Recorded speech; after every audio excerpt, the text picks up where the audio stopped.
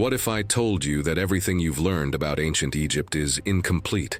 That behind the images of pyramids and pharaohs lies a much deeper and perhaps disturbing truth about the human quest for immortality and the price it costs?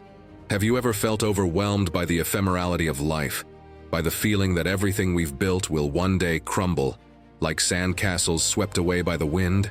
Brace yourself, because ancient Egypt, this ancient civilization that defied death itself, holds the answer to that pain, and it may be much darker and more fascinating than you ever imagined. Why, after all, would a civilization dedicate centuries and the lives of millions of people to building monuments to the dead? Was it simply blind faith in winged gods and passages to the afterlife?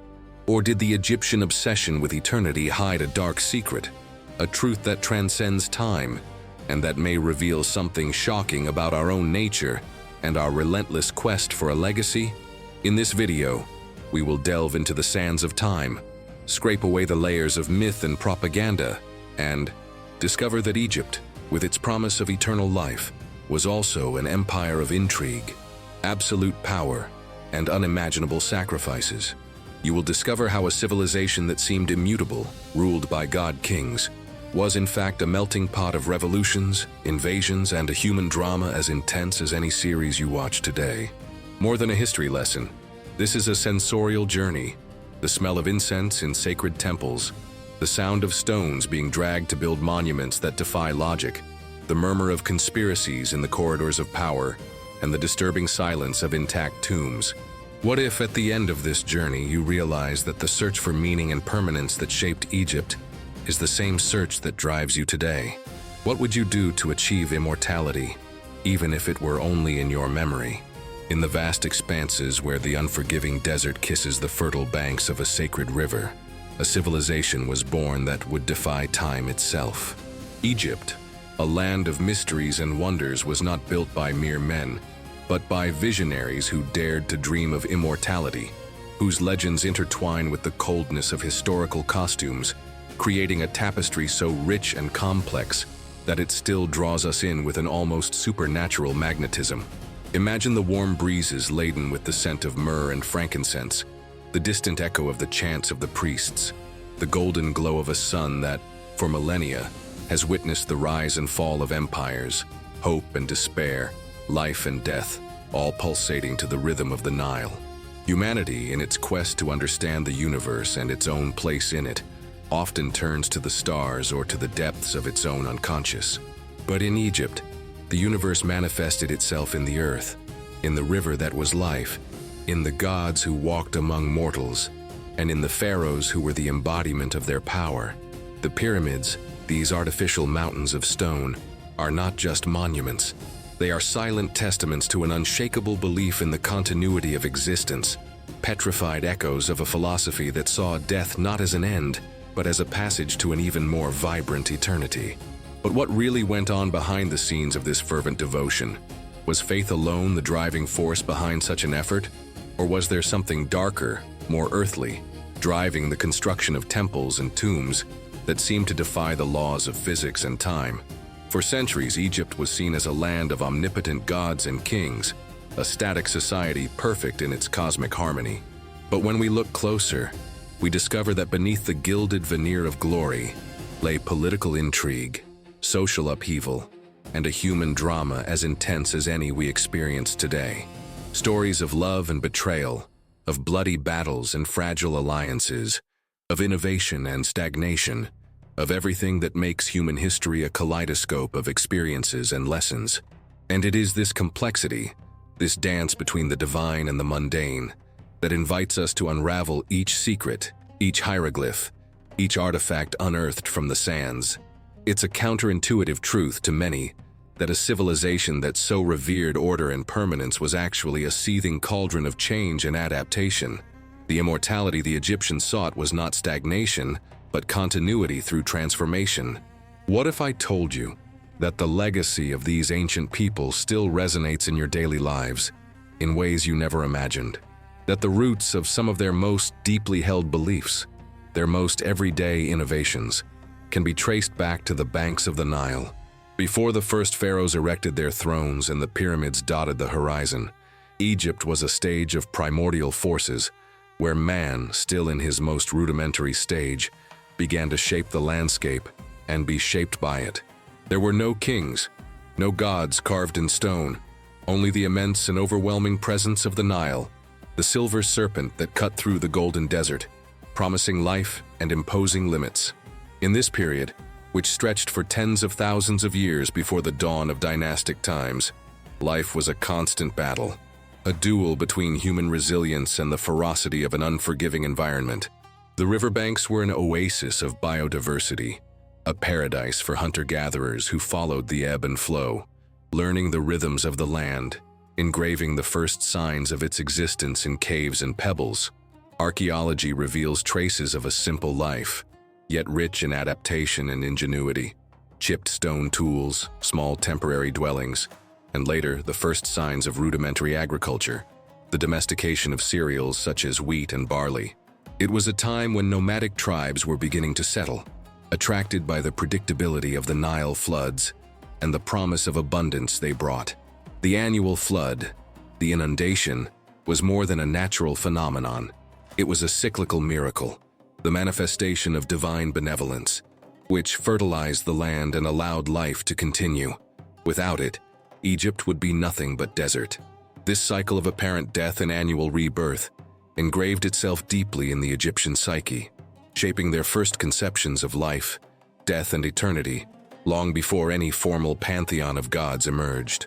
Pre-dynastic communities began to develop, forming villages along the Nile such as Nagada, Badari, and Ma'adi. In these small settlements, the first traces of a more complex culture began to emerge.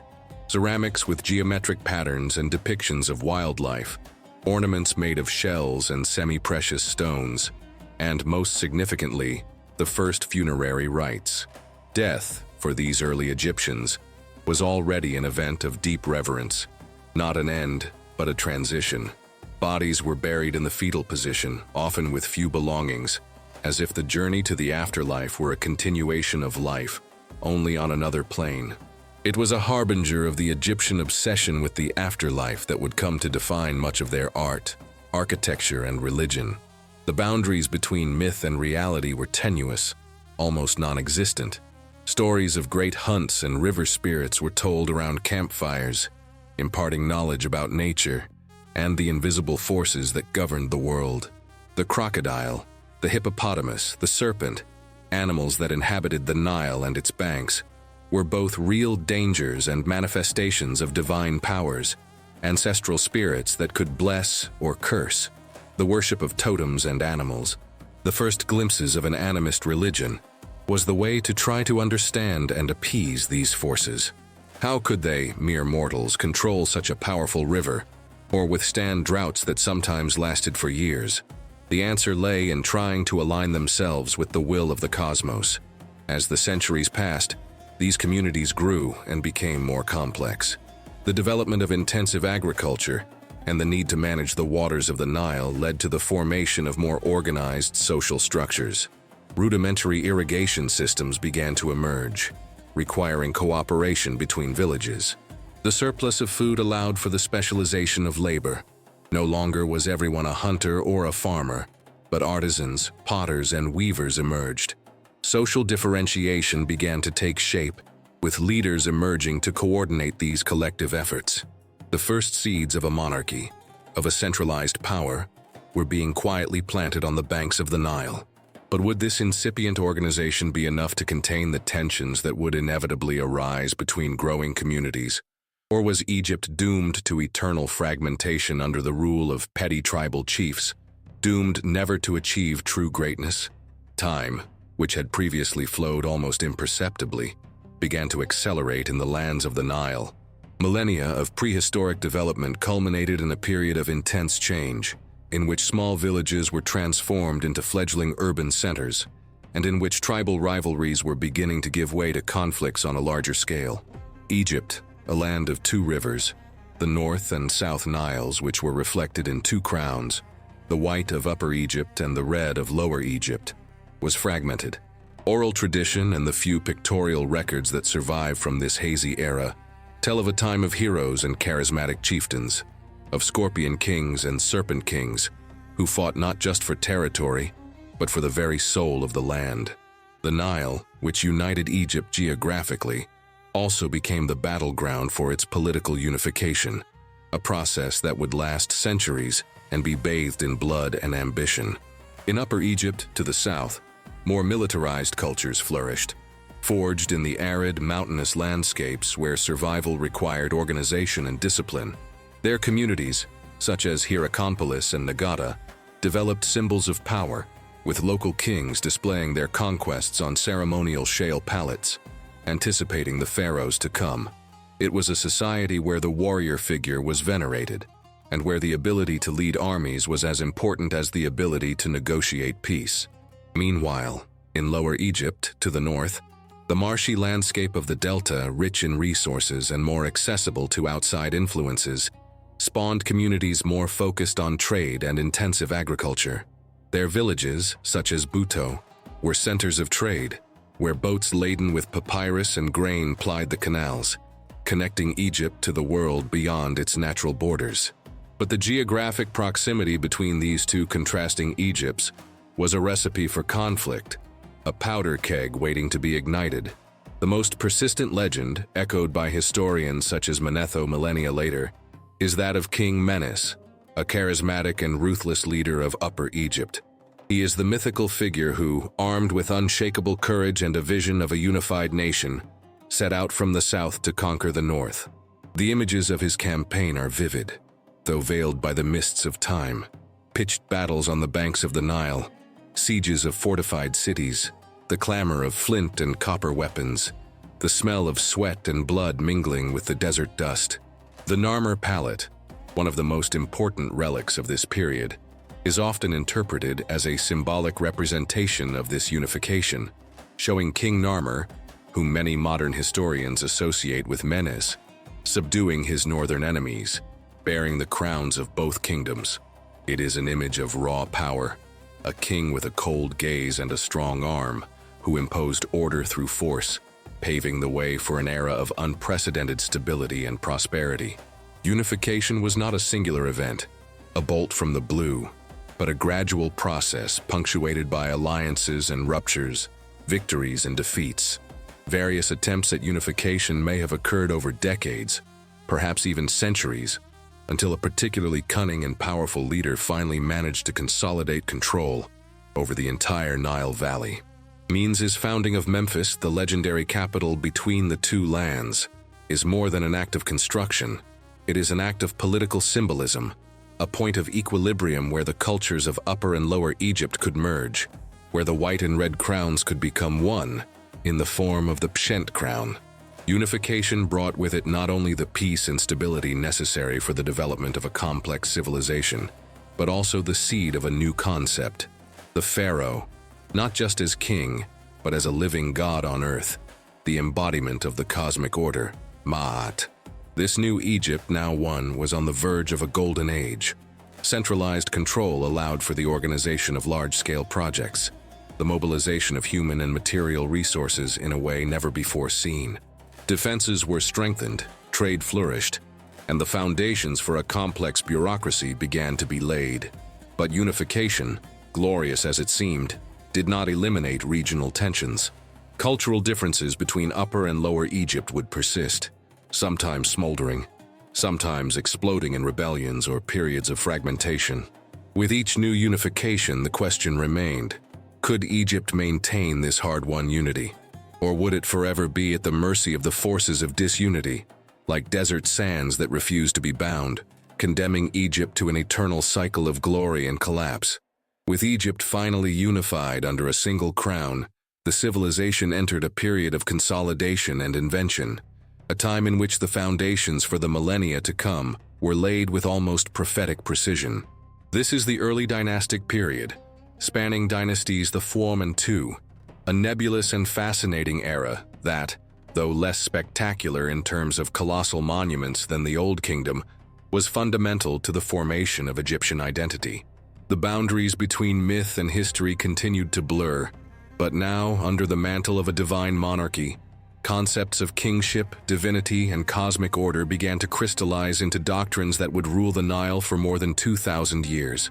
The pharaohs of this period, such as Aha, Jer, Jet, Den, Anejib, Semerkhet, Ka, Hotepsekhemwi, and Kasekhemwi, were figures who blended the earthly authority of warlords with the divine aura of living gods. They were the successors of Menes, the architects of a new order that stretched from the southern cataracts to the fertile plains of the delta. Their tombs at Abydos, though not the grand pyramids that were to follow, already revealed a surprising complexity and symbolism. They were elaborate underground structures, often with storage chambers and pits for solar boats, indicating a deep belief in the need to provide the pharaoh with everything he would need for his journey to the afterlife. The smell of wood, stone, and the first sacred ointments filled the air of these necropolises, while the funerary rituals became increasingly complex and formalized. One of the most intriguing and disturbing features of this period was the practice of human sacrifice associated with royal burial. It was not just the pharaoh who embarked on his eternal journey. A retinue of servants, officials, and even animals were sacrificed and buried alongside him to ensure that he would be well served in the afterlife. The idea was that death on earth was a passage to a continued existence at the side of one's divine ruler, and that loyalty extended beyond the veil of life. Although this practice was abolished in later dynasties, replaced by figures of servants, ushaptis, and symbolic representations, it is a vivid testament to the deep belief in the power of the pharaoh and the literalness of the afterlife, a belief that transcended the fear of one's own annihilation. The consolidation of centralized power in Memphis allowed the administration to flourish. The first scribes, figures of immense importance, began to record the deeds of the pharaohs, the taxes collected, the grain stocks, and the royal decrees. Hieroglyphics, still in their most archaic forms, evolved from simple pictograms into a sophisticated writing system capable of expressing not only objects, but also abstract concepts and phonetic sounds.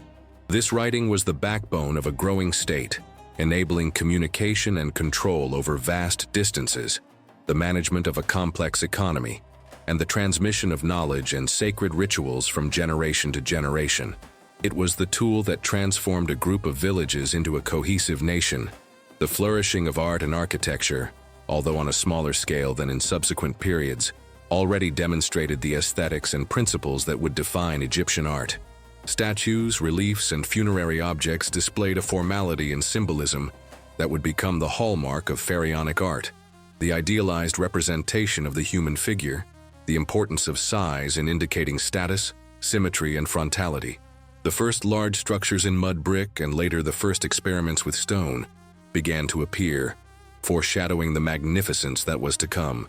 Egypt was building itself, not only politically but culturally, establishing the canons that would be revered and repeated for thousands of years.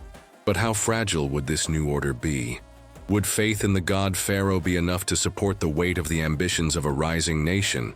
Or did the newly centralized power harbor within itself the seeds of its own fragmentation? Egyptian civilization, over its millennia, was an intricate tapestry of beliefs, practices, and social structures that intertwined to form a unique and enduring society.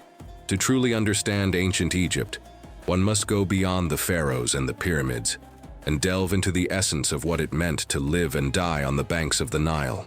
The foundations of this civilization were as solid as the stones of its buildings and as fluid as the waters of its sacred river. For the vast majority of Egyptians, life was dictated by the cycles of the Nile. The flood, Akhet, the sowing, Pere, and the harvest, Shemu, were not just agricultural seasons. They were the very heartbeat of the nation. The social pyramid was rigid, but life within it was surprisingly vibrant.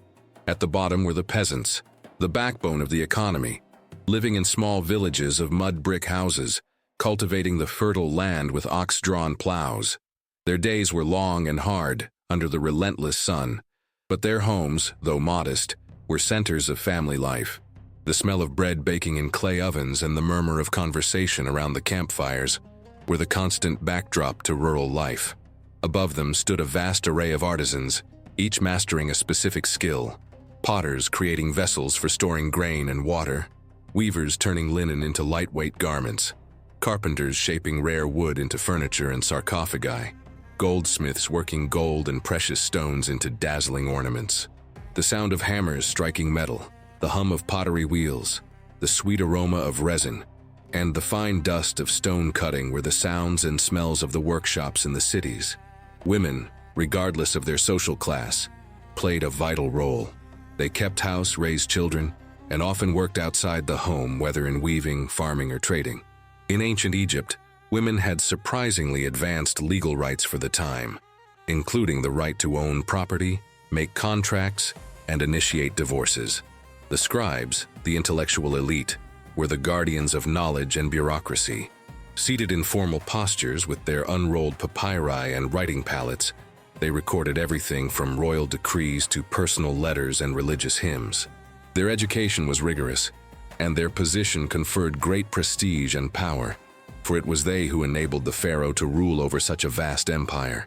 Above them were the priests, the nobles, and at the apex, the pharaoh, the god-king, to whom the entire society owed its existence and prosperity. Their clothing was simple, dominated by light white linen, suitable for the hot climate, adorned with jewels and wigs in the wealthier classes. Their diet consisted of bread, beer, vegetables, and occasionally fish and meat. Social life included feasts, board games such as sonnet, music and dancing, with the presence of flutes, harps, and drums. Egyptian religion was the very fabric of existence, permeating every aspect of life, death, and the cosmos. It was not just a set of rituals, but a vibrant cosmology that explained the world and humanity's place in it. At the center of this faith were the gods, a myriad of deities in human, animal, or hybrid forms, each personifying an aspect of nature, a phenomenon, or an ideal. Ra, the sun god, was the creator and sustainer of life. Osiris, the god of the afterlife and resurrection, ruled over the dead. Isis, his wife and sister, was the goddess of magic, motherhood, and protection. And Horus, their son, was the god of the sky and kingship, often associated with the pharaoh.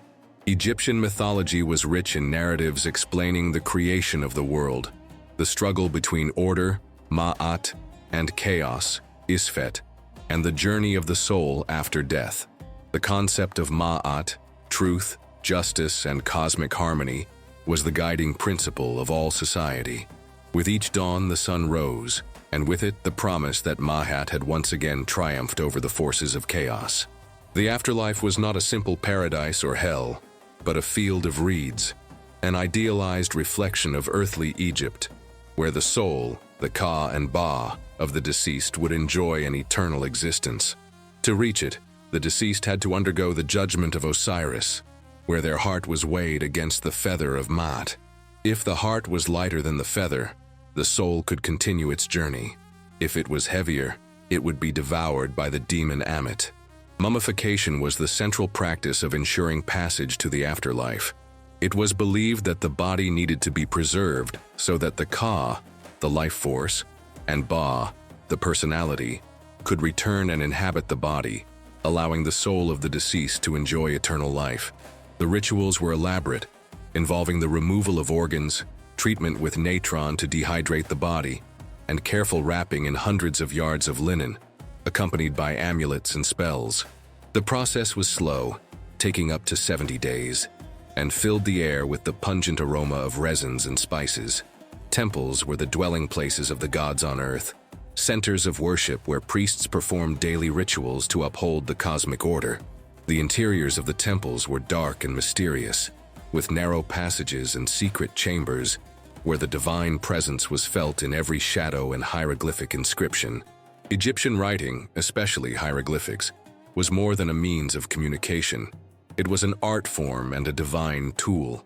Each symbol, whether a bird, an eye, or a human figure, carried a deep meaning, representing an object, a sound, or a concept. For the Egyptians, the act of writing was an act of creation, of giving life to words.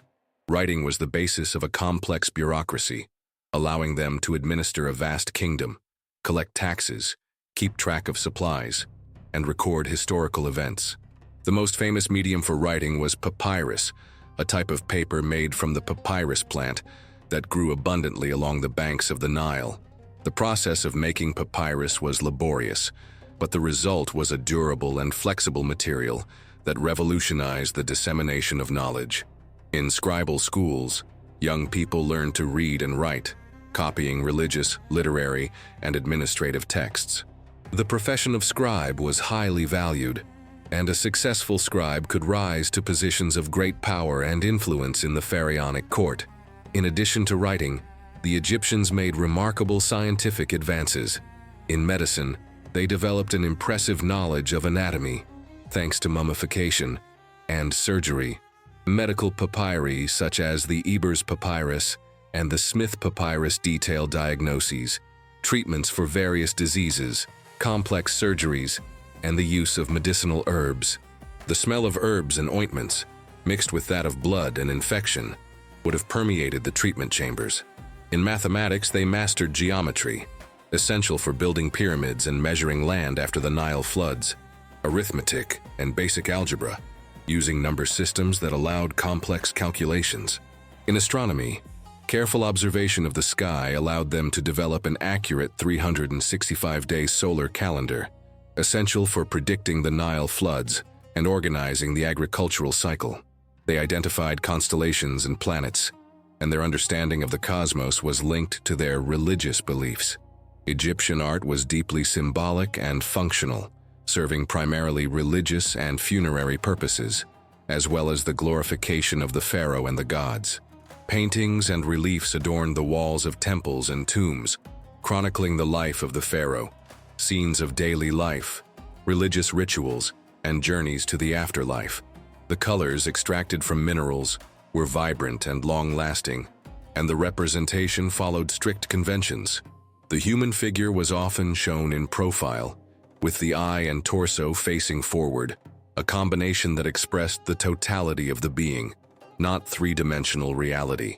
Egyptian sculpture was equally formal and majestic. Statues of pharaohs and gods, made of stone, wood, or metal, conveyed a sense of timelessness and power. The symmetry, frontality, and idealization of the figures were striking features, intended to represent divine perfection and cosmic order. The sound of chisels against stone, the fine dust that covered the workshops, the sight of sculptors working meticulously under the sun, all these were part of the creation of these imposing works. Music and dance played an important role in religious rituals, celebrations, and social life. Instruments such as harps, flutes, lutes, and drums were common, and the sound of their melodies echoed through temples and palaces, providing the soundtrack for festivities and funerals. Festivals were occasions of great joy and devotion, celebrating the gods, the floods of the Nile, and the victories of the pharaoh, with processions, banquets, and music, where the smell of food, incense, and crowds mingled in the warm air. With each new detail revealed about this civilization, the question arises, how would a society so organized, so focused on permanence and order, deal with the inevitable change and turbulence that time had in store? The answer lies in their ability to adapt, to reinterpret, and to rebuild. But how far would this resilience take them before the desert sands began to swallow their monuments and their memories, leaving behind only echoes of a forgotten greatness? With the foundations of Egyptian civilization firmly established, the kingdom unified under the aegis of the pharaohs of Memphis, a new era of unprecedented grandeur and centralization was about to begin. This was the dawn of the Old Kingdom, a period that stretched from roughly 2686 to 2181 BC, encompassing dynasties III through VI. It was an era of remarkable political stability, economic prosperity, and above all, an architectural explosion that would leave an indelible mark on the landscape and on human consciousness: the pyramids.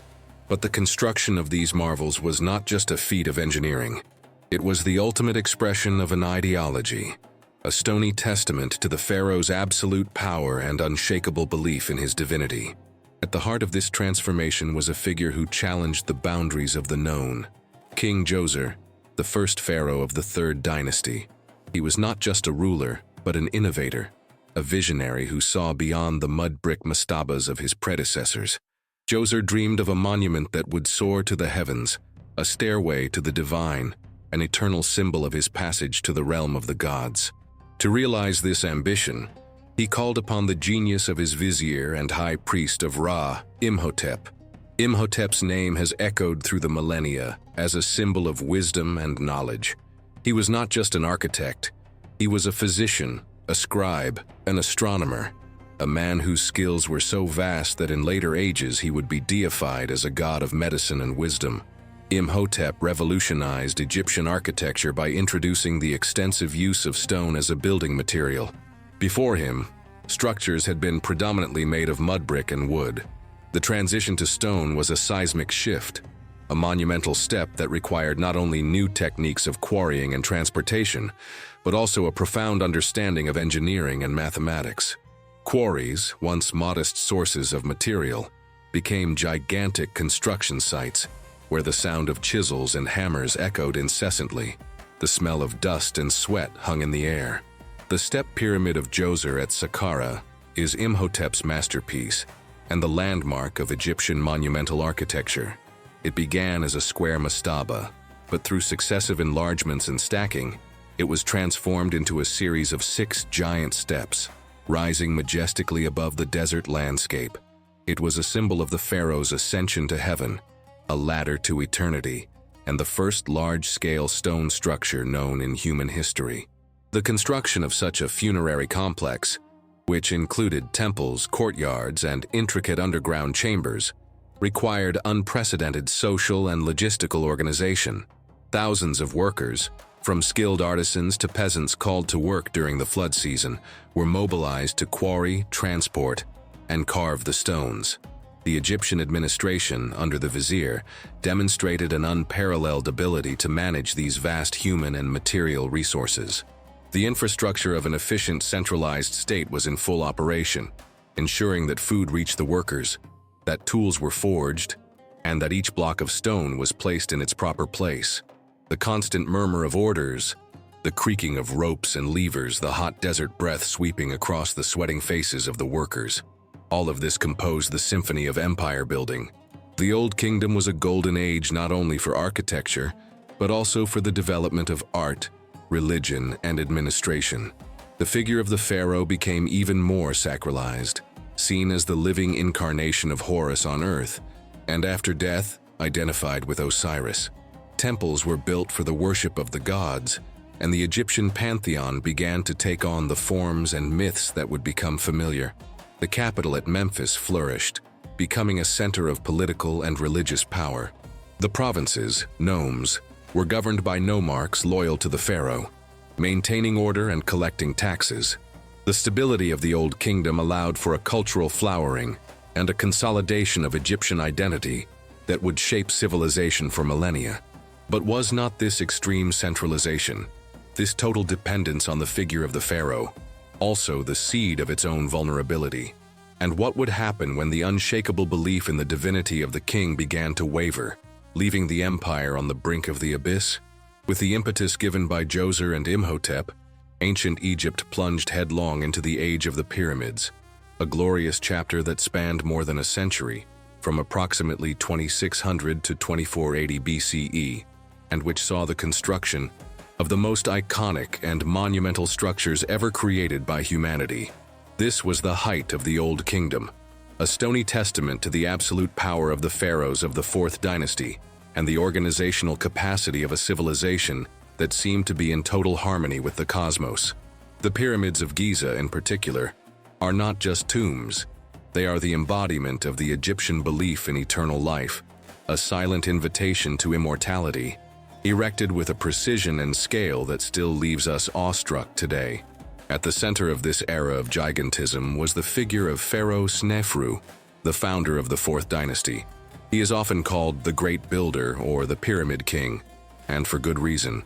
Snefru was an innovator, a tireless experimenter who, in his quest for funerary perfection, built not one but 3 monumental pyramids: the Pyramid of Meidum, the Bent Pyramid, and the Red Pyramid, both at Dahshur.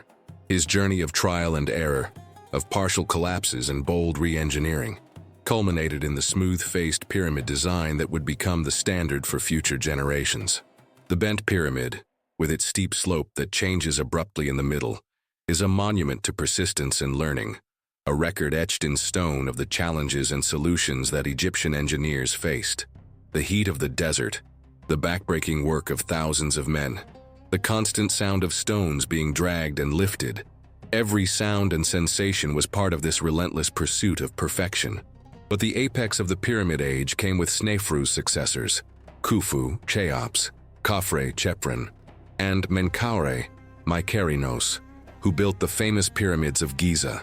The Great Pyramid of Cheops is the most colossal of all, a mound of stone that remained the tallest man-made structure for more than 3,800 years. It is composed of some 2.3 million blocks of limestone and granite, weighing on average 2.5 tons each, some weighing as much as 80 tons. The construction of a work of this magnitude required a social and logistical organization that rivaled that of an army on campaign. Tens of thousands of workers, scribes, overseers, artisans, masons, and farmers called up during the Nile's flood season were mobilized.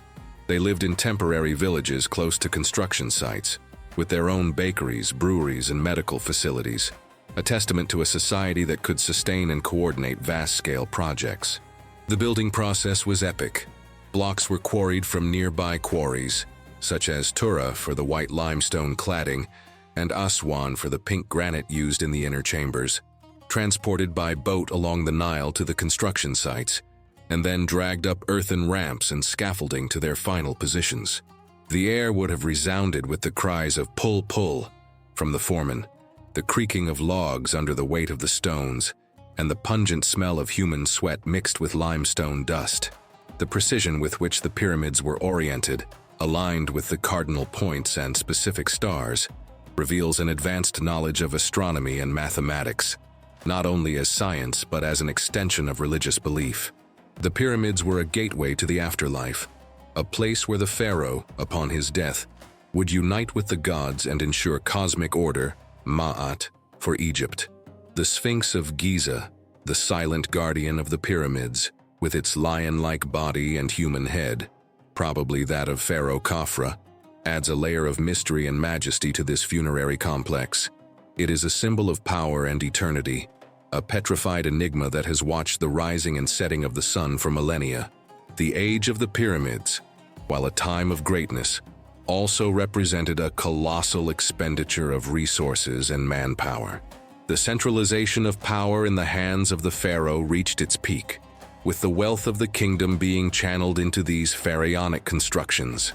But would this dependence on centralized power, this continual drain on resources, create unsustainable pressures in the long term? What would happen when devotion to the pharaoh began to wane and the cost of immortality became too great for a people who also yearned for their own subsistence? The figure of the pharaoh was not just that of a king. He was the embodiment of a concept, the epicenter of the entire Egyptian universe. From the earliest times of unification, the idea of a divine ruler, the mediator between gods and men, began to solidify, reaching its peak of power and reverence during the Old Kingdom. The rise of the pharaoh as the central figure of civilization was not a mere whim, but a necessity intrinsic to the very existence of Egypt, ensuring Ma'at, cosmic order, justice and harmony, in a world where chaos, Isfet, was always lurking. At the dawn of Egyptian history, with the unification of Upper and Lower Egypt, the figure of the tribal chief evolved into that of a monarch. The pharaoh, whose title means great house and refers to the royal palace, was more than a head of state. He was the living manifestation of Horus, the falcon god, protector of Egypt and avenger of his father Osiris. The pharaoh was believed to possess a divine essence, a part of the soul of Ra, the creator sun god. His coronation was a sacred ritual, a transition that elevated the mortal to divine status, an event where the smell of incense filled the temples and the chants of the priests revered the union of man and God. The pharaoh's power was absolute but not arbitrary. His authority emanated from his cosmic role. He was responsible for ensuring the annual flooding of the Nile, the fertility of the land, victory over enemies, and the prosperity of his people. Every ritual, every prayer uttered by the pharaoh in the temples was an act of maintaining Ma'at, a direct appeal to the gods to continue to bless Egypt. The economy of the state was, in essence, the economy of the pharaoh. The lands belonged to him, the resources were managed in his name, and the vast bureaucracy of scribes and administrators existed to serve his will. The wealth of the empire was channeled into supporting his court, his temples, and, crucially, his pyramids and tombs, ensuring his journey to the afterlife and, by extension, the continuation of order for all of Egypt. The image of the pharaoh was omnipresent. His statues adorned temples and cities. His names were inscribed on monuments and papyri, his deeds glorified in reliefs and paintings. He was the symbol of unity, the focal point around which the entire society revolved. Loyalty to the pharaoh was not just a civic duty, but a religious obligation. Working on his construction projects, such as the pyramids, was seen not as slavery, but as a sacred service, a way of ensuring one's own passage to the afterlife and contributing to the maintenance of divine order. The workers who hauled the stones, the artisans who sculpted the statues, all did so with the conviction that they were participating in something much greater than themselves, something that transcended time and space.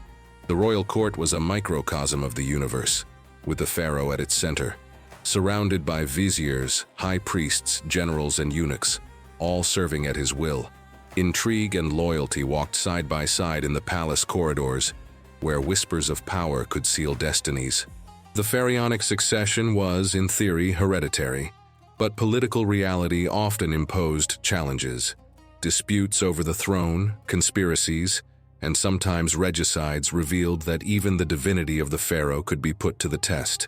The rise of the pharaoh was a process of divinization and centralization that gave Egypt an unparalleled strength and identity. But did not this concentration of power, this total dependence on a single man, however divine he might be, hide an inherent fragility? What would happen if the line of succession were to break?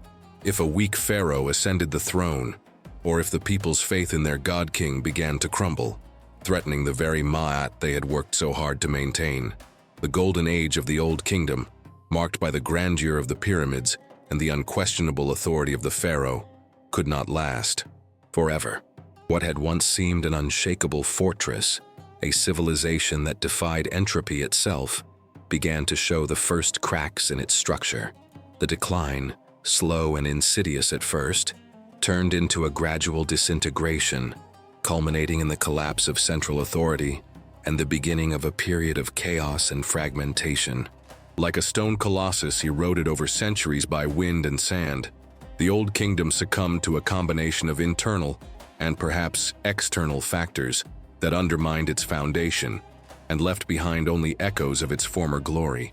One of the main factors contributing to the weakening of pharaonic power was the growth of the authority of the nomarchs. These provincial governors, who had previously been mere officials appointed by the pharaoh to administer the nomes, provinces, began to accumulate power and wealth. Their appointments to these positions became hereditary, creating local dynasties that rivaled the central authority. Over time, the loyalty of these nomarchs to the pharaoh waned, and they began to act as independent rulers, levying taxes for themselves, maintaining their own armies, and controlling the resources of their regions. The gold and taxes that had once flowed abundantly to Memphis now dispersed throughout the nomes, weakening the pharaoh's ability to pursue grand projects, support his army, or reward his own officials. The luster of the pharaonic court began to fade, replaced by a murmur of discord and ambition. In addition to the rise of the nomarchs, economic and environmental factors also played a crucial role. The vast buildings of the Old Kingdom, while impressive, represented a colossal drain on resources. Maintaining such a complex administrative and religious apparatus, together with the extensive funerary cults of deceased pharaohs and their relatives, required an unsustainable amount of wealth. The economy, based largely on agriculture and forced labor, began to show signs of stress. And, as if this were not enough, a series of low Nile flood levels, possibly due to climate change or natural variations, hit Egypt. The lack of adequate flooding meant poor harvests, famine, and widespread discontent. The pharaoh, who was seen as the one responsible for maintaining Ma'at and the prosperity of the land, began to be questioned. If the god-king could not ensure the life-giving flood, what was the point of his divinity and his absolute power? The combination of these factors led to a crisis of legitimacy and authority. The last pharaohs of the 6th dynasty, such as Pepi II, who had an exceptionally long reign, possibly over 90 years, witnessed the gradual collapse of the empire. Such a long reign may have contributed to the weakness of the central administration, as successions became complex and power relations fragmented over generations. With the death of Pepi II, Egypt descended into anarchy. Historical records became scarce, royal statues were broken and tombs were looted. Once thriving towns and villages became the scene of local conflicts, with nomarchs fighting each other for control of land and resources, while famine and instability spread like a plague across the Nile Valley. The once mighty and unified nation of Egypt had disintegrated into a myriad of small, independent kingdoms, each led by a nomarch who declared himself king, ignoring all central authority. The air, once filled with order and the promise of eternity, now resounded with the cries of the hungry and the clang of arms in civil strife. The great empire that had raised mountains of stone for its god-kings now lay in ruins, a victim of its own greatness and the inevitable frailties of nature and human ambition. What would become of Egypt now that Maat had been turned upside down, and chaos, the Isfet, seemed to have triumphed over order? The civilization that had seemed so immortal was on the brink of annihilation, but was Egypt's fate to succumb to darkness? Or would a new light emerge from the ashes of the old empire? With the collapse of the Old Kingdom, Egypt was plunged into an era of darkness and disunity, known as the First Intermediate Period, a period lasting approximately 100 to 150 years. c. 2181–2055 BCE. The once cohesive and prosperous Nile kingdom splintered into a myriad of small fiefdoms, each ruled by local lords who declared themselves kings, competing for power, resources, and land.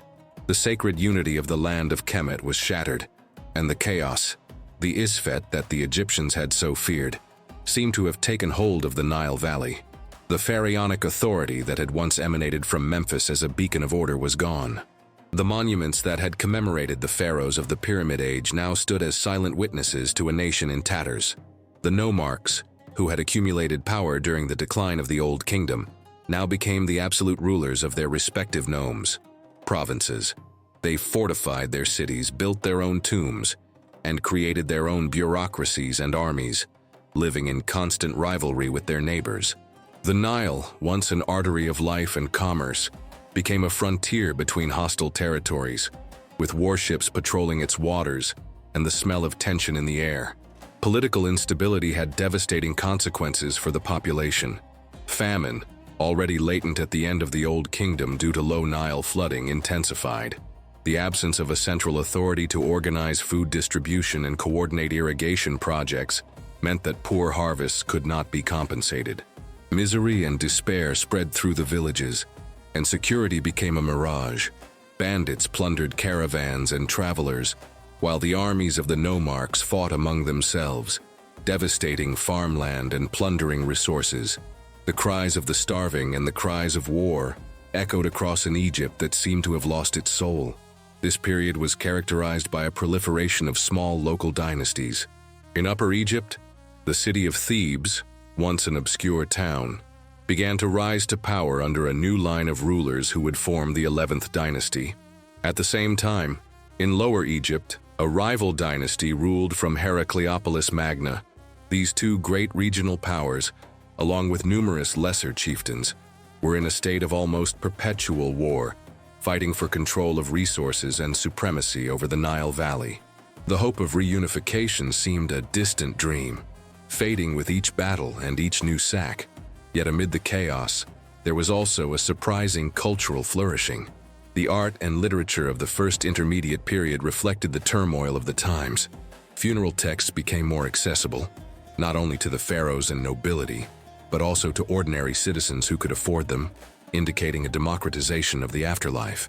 Literature in particular produced works that expressed despair and reflection on the fall of the empire, such as the Lamentations of Ipuwer, which describes a world turned upside down, where the rich are poor and the poor have become rich. It is a vivid portrait of a society that had lost its ma'at and was now searching for a new order. Despite the pain and disarray, the seeds of Egyptian resilience remained. The memory of the unity and glory of the Old Kingdom was never entirely forgotten. Legends and hopes of a pharaoh who would once again unite the land, restore Ma'at, and bring prosperity circulated among the people. The leaders of Thebes, in particular, began to see themselves as the rightful heirs to the unified crown, the only ones capable of restoring the lost order. The civil war that had been raging for generations seemed destined to continue, but whispers of a new dawn, of a new empire rising from the ashes of fragmentation, were beginning to spread. But at what cost would this reunification come? And how much more pain would Egypt have to endure before it could regain its unity and its soul? From the ashes of the disunity and chaos of the first intermediate period, Egypt began to rise again, driven by a new line of pharaohs who dared to dream of reunification and the restoration of lost glory. This was the dawn of the Middle Kingdom, c. 2055–1650 BCE, a period that, although less well known to the general public than its predecessors and successors, was an era of profound cultural, political, and artistic renewal, a true renaissance of Egyptian civilization. The seed of reunification was planted in the obscure city of Thebes in Upper Egypt. While the north was fragmented among the dynasties of Heracleopolis and other local chieftains, the Theban princes of the 11th dynasty gradually consolidated their power over the southern provinces. Their victories did not come easily. They required patience, military cunning, and iron determination. The smell of gunpowder and sweat hung over the battlefields along the Nile as the Theban forces, led by a succession of strong rulers, such as Mentuhotep, struggled to subdue their rivals. Mentuhotep II, in particular, emerged as the great unifier. After decades of conflict, he finally defeated the kings of Heracleopolis and re-established central authority over all Egypt, a monumental feat that echoed Menes's original unification. In his tomb at Deir el-Bahari, he is not only portrayed as a pharaoh, but also as a victorious warrior, a symbol of the strength and determination that led Egypt back to unity. With the reunification, the capital was temporarily moved to Thebes, an acknowledgement of the new dynasty's origins. However, the pharaohs of the 12th dynasty, such as Amenemhat I, who founded this powerful line, made a strategic decision. They moved the capital to a new city, Ichtawi, he who takes the two lands, near El-Lisht, on the border between Upper and Lower Egypt. This move symbolized the desire to integrate and rule both Egypts equitably, moving away from regional loyalties and restoring the image of a pharaoh who belonged to the whole nation. The construction of a new capital, with its palaces, temples, and administrative centers, resonated with the ambition of a renewed empire, where order and prosperity would once again flourish. The Middle Kingdom was not just a restoration of the old order, it was a reinterpretation of it. The pharaohs of this era learned from the mistakes of the past. Rather than wasting resources on colossal pyramids, they invested in infrastructure projects that directly benefited the people. Most notable was the development of the Fayum region, a vast marshland southwest of Memphis. Through complex systems of dikes and canals, the pharaohs of the 12th dynasty, such as Sinisret II and Amenemhat III, transformed the Fayum into one of Egypt's most productive agricultural regions, dramatically increasing food production and the wealth of the state.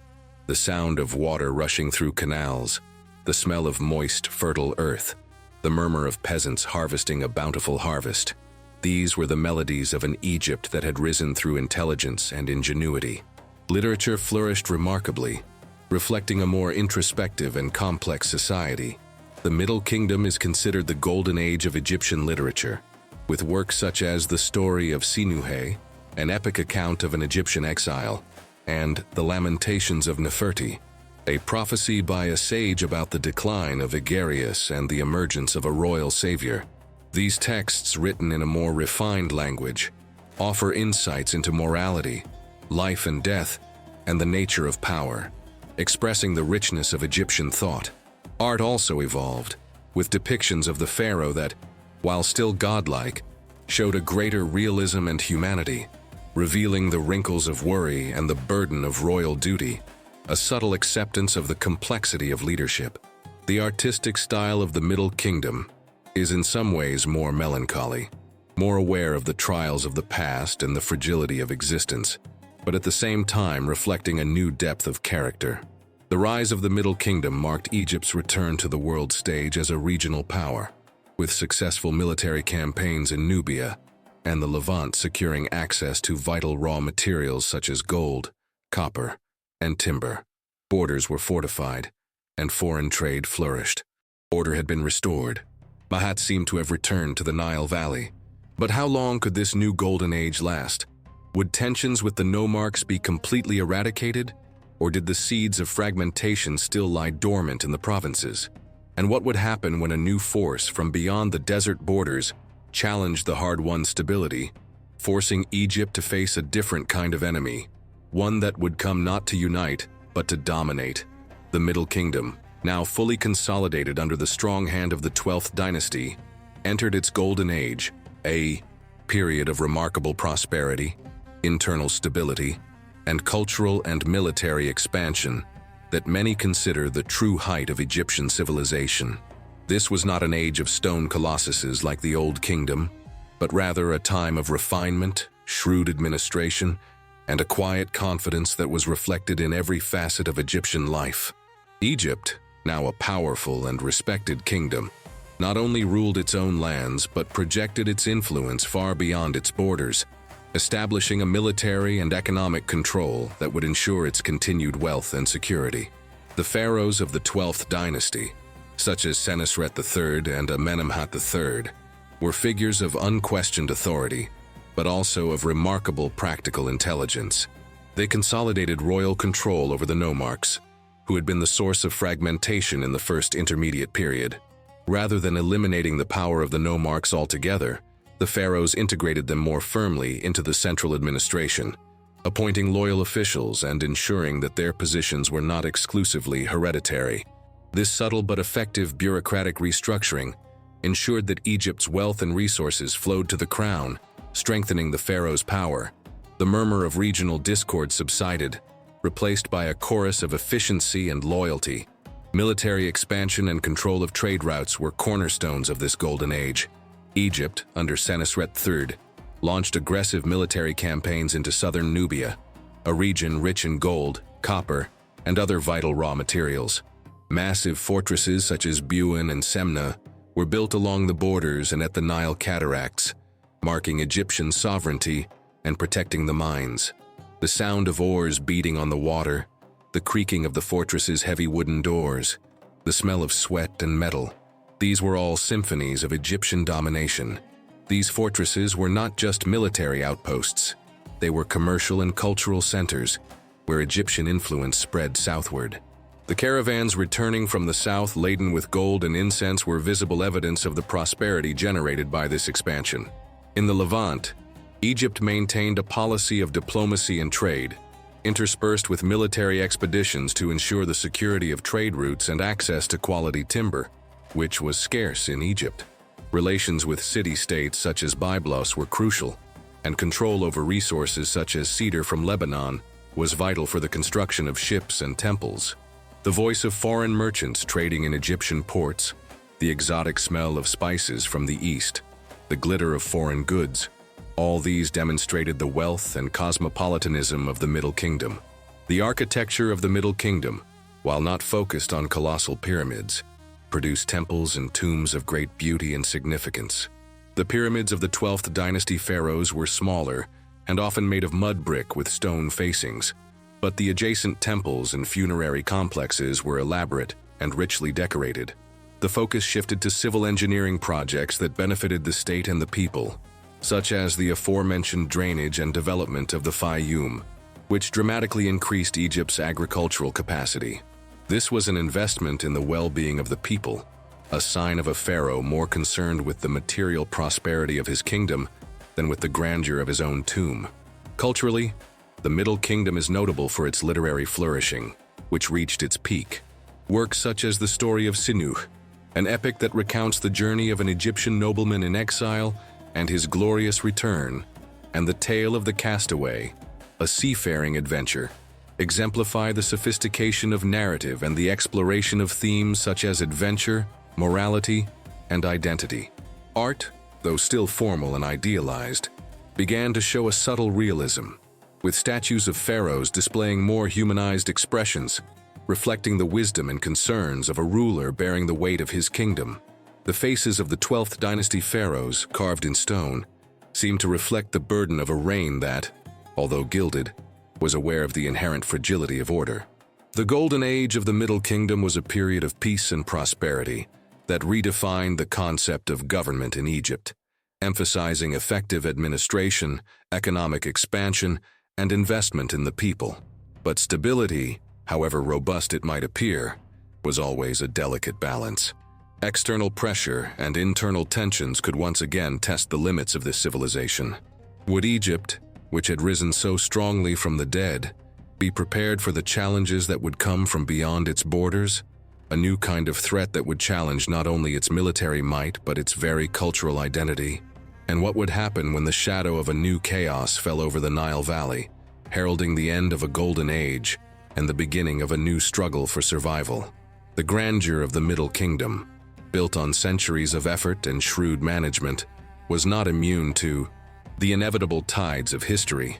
Like a mirage that shimmers in the desert only to vanish, the Golden Age began to lose its luster, giving way to a new chapter of fragmentation and vulnerability. The Second Intermediate Period, c. 1650–1550 BCE, was a time of invasion and foreign domination, a profound trauma that would force Egypt to redefine itself and fight for its very survival, revealing that even the oldest and most powerful civilizations were not immune to the pain of conquest. The first signs of decline appeared at the end of the 13th dynasty, when a rapid succession of weak pharaohs failed to maintain the centralized control that the 12th dynasty had established. The once efficient administration began to dismantle, and the loyalty of provincial officials waned. The paucity of accurate historical records from this period obscures the exact details of the disintegration, but the decline of pharaonic power opened the door to a threat from outside: the Hyksos. This was a group of people of Asiatic origin, probably from the Levant, Canaan, who had been infiltrating the Nile Delta for decades, establishing small communities and mingling with the local population.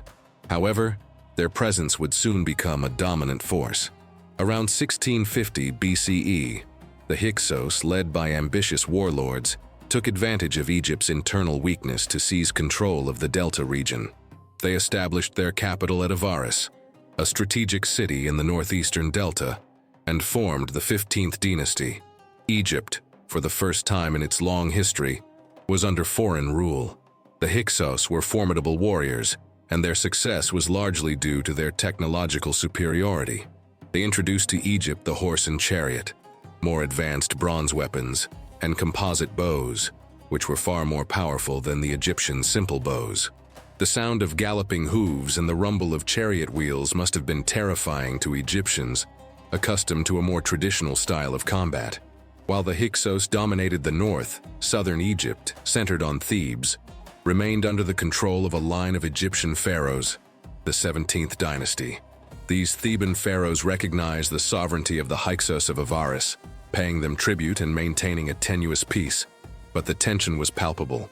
Nubia, to the south, also took advantage of Egypt's weakness to reassert its independence, and, in some cases, to advance northward.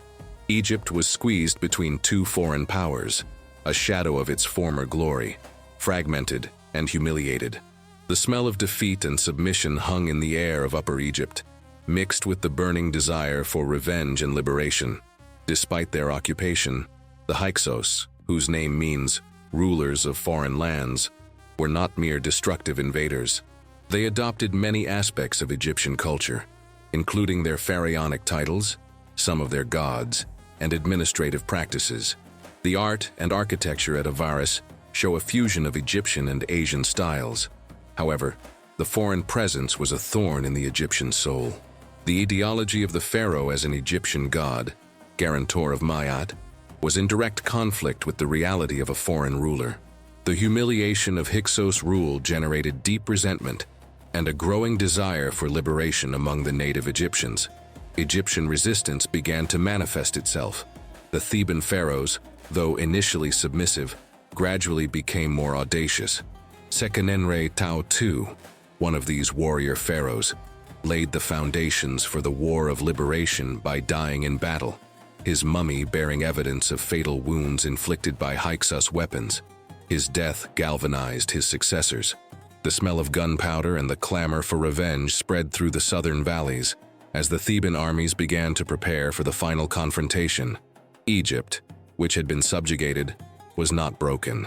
The memory of its past glory and the belief in its own divine identity lit a flame of resistance that, though seemingly fragile, would eventually incinerate foreign rule.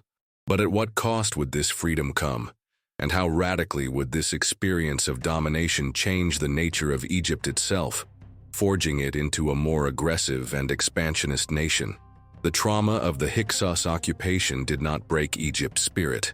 On the contrary, it forged it into something stronger, more ambitious and dangerously expansionist. From the depths of the Second Intermediate Period, a new dawn broke over the sands of the Nile, inaugurating the most glorious and powerful period in Egyptian history, the New Kingdom, c. 1550–1070 BCE. This was an era of warrior pharaohs, unimaginable wealth, monumental construction, and a projection of power that would transform Egypt from a reclusive kingdom into an empire that would dominate the landscape of the ancient Near East. The flame of liberation was lit in Thebes, the capital of Upper Egypt, where the 17th dynasty had maintained resistance against the Hyksos. Theban pharaohs, such as Sekenenre Tao II and Kamose, were the first to openly challenge Hyksos rule, waging bloody battles that gradually pushed the invaders northward.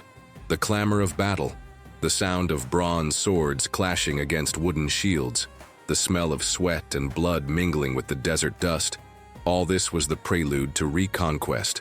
Sekenenre Tao II's heroic death in battle, with wounds on his mummy bearing witness to the ferocity of the fighting, served as a catalyst for his successors.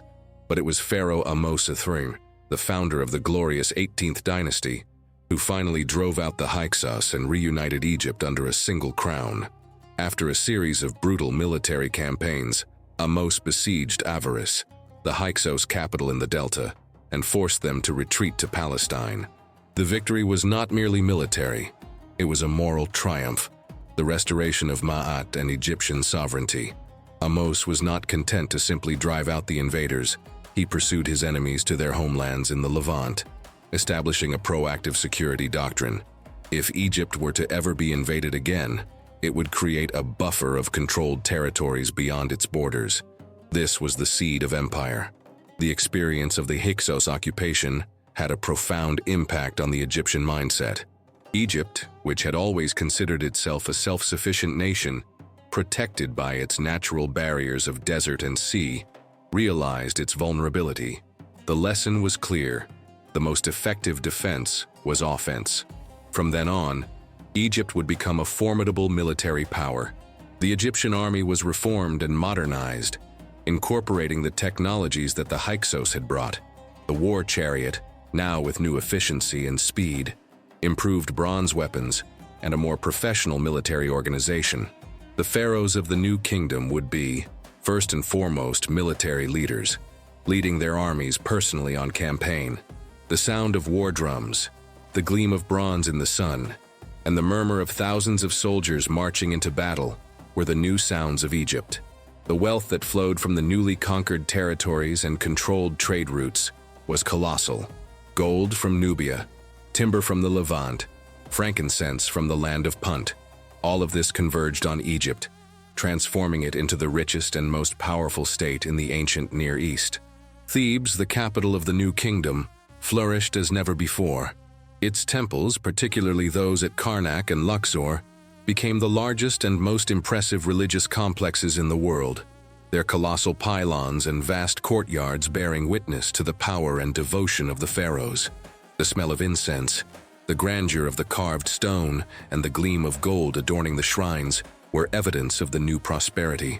The New Kingdom was not only an era of military strength and wealth, it was also a period of remarkable artistic and cultural flourishing.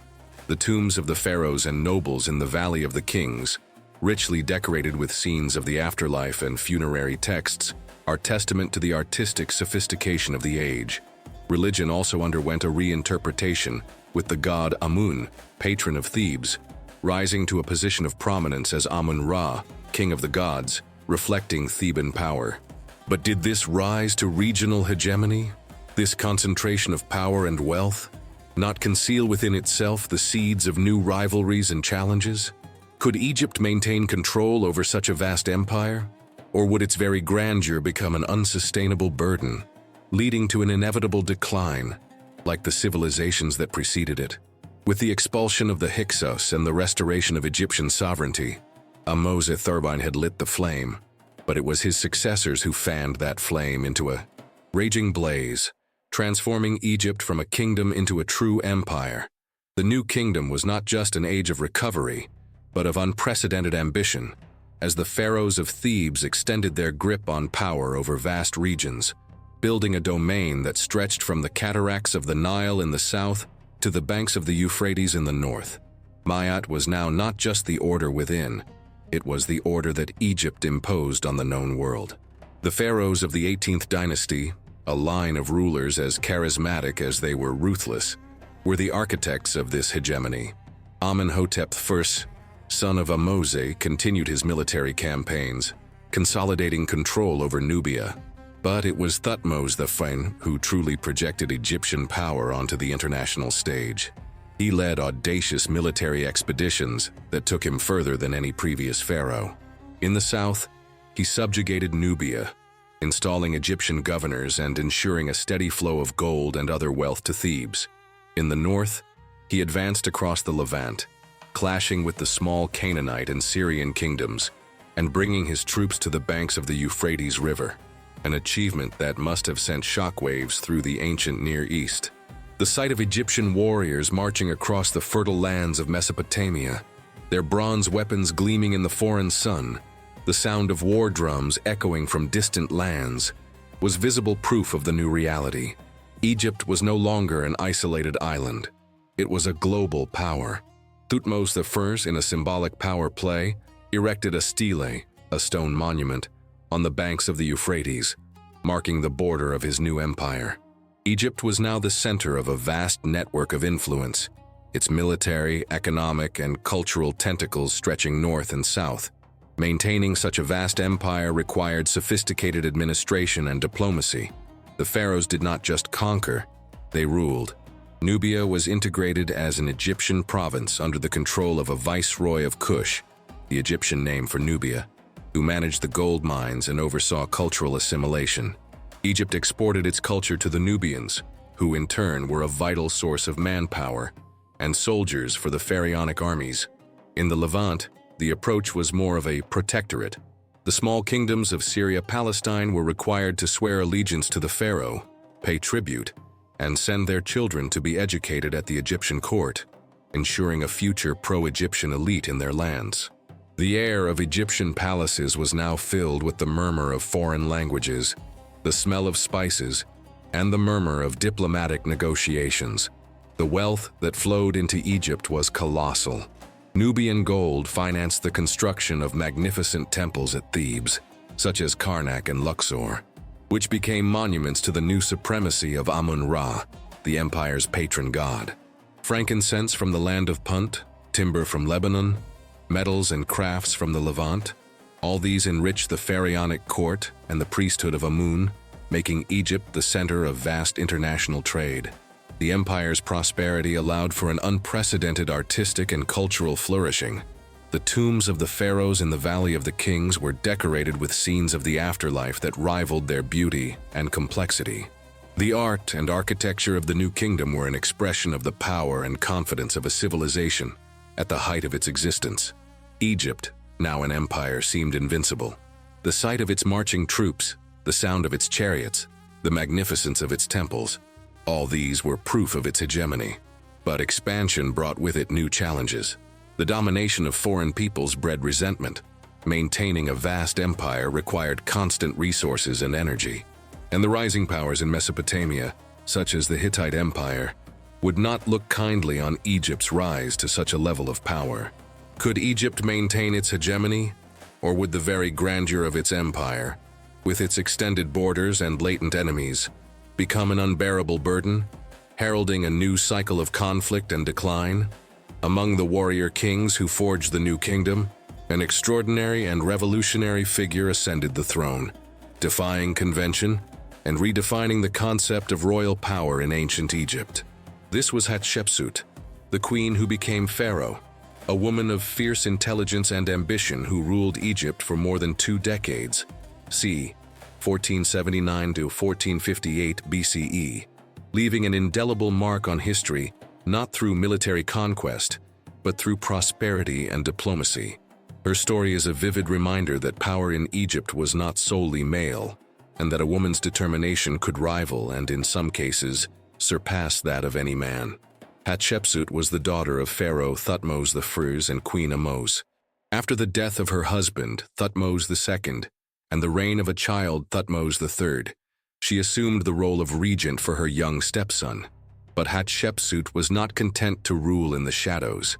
In time, she made the bold decision to proclaim herself pharaoh, assuming all the male titles and attributes of royalty, including the ceremonial false beard. This was an unprecedented political move, for the pharaoh, by definition, was the incarnation of Horus, the male falcon god. For Hatshepsut, however, legitimacy came not from gender, but from divine lineage and ability to rule. She claimed to be the direct daughter of the god Amun, a strategy to legitimize her unusual rise. The sound of her name being uttered as king must have generated both awe and shock in the Theban corridors of power. Rather than engaging in extensive military campaigns, Hatshepsut focused her reign on economic prosperity and building. Her most celebrated undertaking was a trading expedition to the land of Punt, a mythical region on the African coast, probably modern Eritrea or Somalia, rich in frankincense, myrrh, gold, ebony, and exotic animals. Egyptian ships laden with merchandise sailed the Red Sea, bringing back wealth that filled Egypt's coffers and the temples of Amun. The smell of spices and exotic animals, the murmur of conversations between merchants from different lands, all contributed to the aura of opulence that surrounded her reign. This expedition was so significant that scenes from it are intricately carved on the walls of her magnificent funerary temple. Her passion for building rivaled that of the great pharaohs of the Old Kingdom. The most spectacular of her projects was her funerary temple at Deir el-Bahari, on the western banks of the Nile in Thebes. Carved from the living rock with imposing terraces and elegant colonnades, it is a masterpiece of architecture that blends perfectly with the surrounding natural landscape. The white of the limestone under the Egyptian sun contrasted with the vibrant colors of the gardens and pools that once adorned the complex. In addition, she erected colossal obelisks at Karnak dedicated to Amun, testaments to her devotion and her ability to mobilize resources. The sound of chisels, the scraping of stones, the smell of dust and the sweat of the workers filled the air as these stone giants were erected. However, after his death, something mysterious happened. Many of his images and inscriptions were systematically destroyed or erased, and his name was removed from official records, an act known as damnation of memory, the condemnation of memory. For decades, the reason for this eradication was a mystery, and Thutmose III, his stepson and successor, was often singled out as the likely culprit, perhaps out of resentment or to reassert the patriarchal order of the monarchy. The removal of his legacy from the walls of temples, the sound of hammers striking stone to erase his image, is a grim reminder that power, even for a pharaoh, was ephemeral and dependent on narrative. Despite the attempts to erase her, Hatshepsut's legacy is undeniable. Her reign was a period of peace, prosperity, and artistic flourishing that left a lasting mark on Egypt. She proved that a woman could rule as effectively, if not more effectively, than men, and that the strength of an empire was measured not only by the sword, but also by wealth and diplomacy. But doesn't this story of a female pharaoh, so grandiose in its achievement, and so brutal in its attempt to erase her, make us question the true motivations behind the historical narratives we are told. And what else lurks in the shadows of Egyptian tombs, waiting to have its voice restored? The grand tapestry of the new kingdom, woven from the threads of ancient tradition and the power of the gods, was abruptly torn apart by a figure who dared to challenge the very core of Egyptian faith. Akhenaten. His reign, c. 1353–1336 BCE, though brief, was an ideological earthquake that shook the foundations of a civilization, inaugurating the controversial and enigmatic Amarna period. Like a bolt of lightning splitting the blue sky, Akhenaten imposed a religious revolution that would transform the pantheon of Egyptian gods into a single deity, the Aten, and in doing so, unleashed a crisis of faith and power that nearly undid the empire.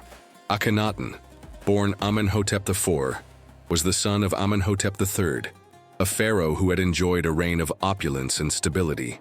Yet from an early age, Amenhotep IV revealed a different mind, a singular devotion to the sun disk, the Aten, rather than the powerful god Amun-Ra and the vast priesthood that served him. Egyptian religion, with its hundreds of gods and complex rituals, was the backbone of society.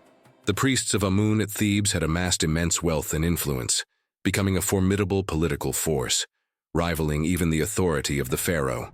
The air of the Theban temples resonated with the power and arrogance of these priests, and it was perhaps this power that Akhenaten, in his quest for total domination, felt the need to break. The revolution began subtly.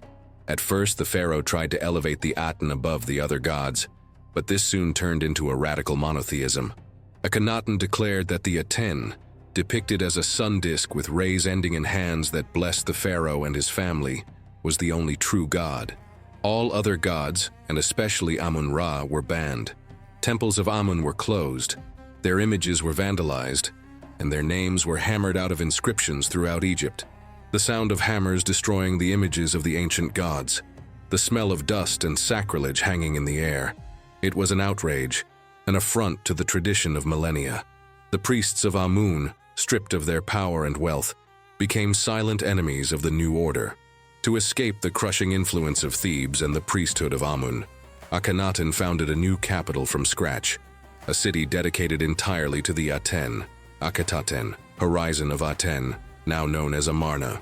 Within a few years, a vibrant metropolis emerged from the desert, with temples open to the sky for sun worship, luxurious palaces, and homes for thousands of inhabitants. The air in Amarna was different, perhaps freer, but also more tense, with the constant ideological surveillance that permeated the new faith. The art of the Amarna period also underwent a radical transformation, breaking with the age-old conventions. It became more naturalistic, fluid, at times even caricatured, depicting the pharaoh and his beautiful wife, Queen Nefertiti, with unprecedented intimacy and realism, showing their physical forms in a more pronounced way, sometimes with elongations in the skull and other unusual features. Yet while Akhenaten was absorbed in his religious revolution and his new city, the Egyptian empire abroad was beginning to crumble.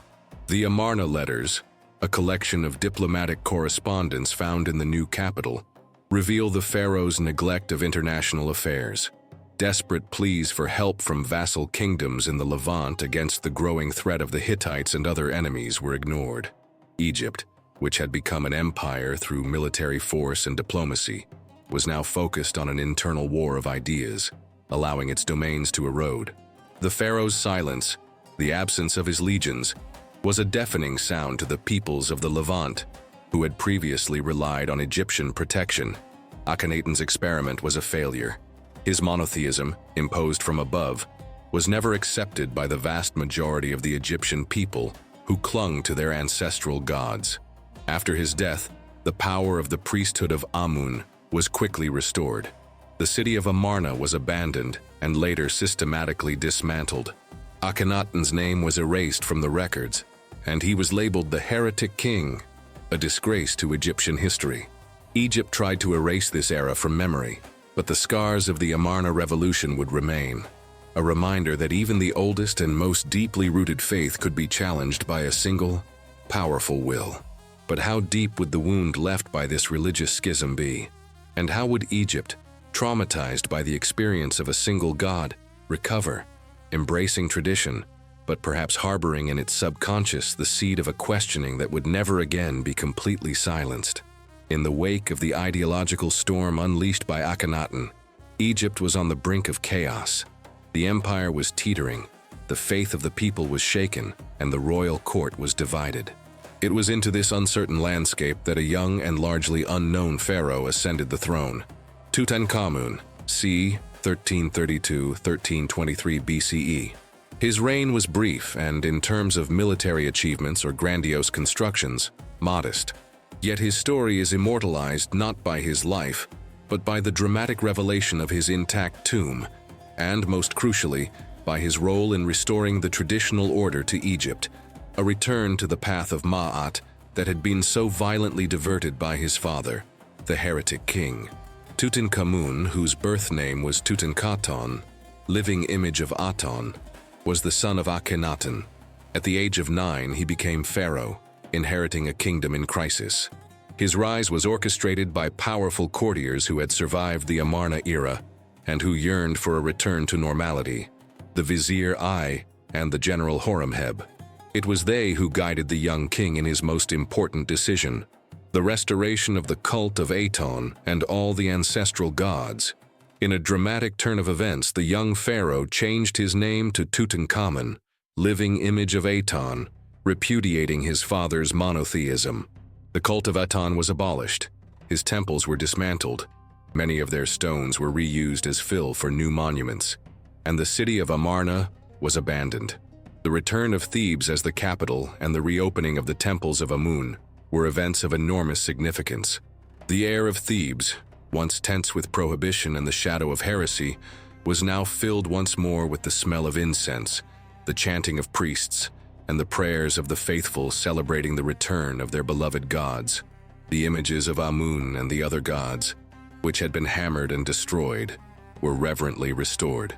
The decree of restoration, a monumental stele erected by the young pharaoh, proclaimed the renewal of religious traditions, the rebuilding of the temples, and the restoration of the privileges of the priesthood.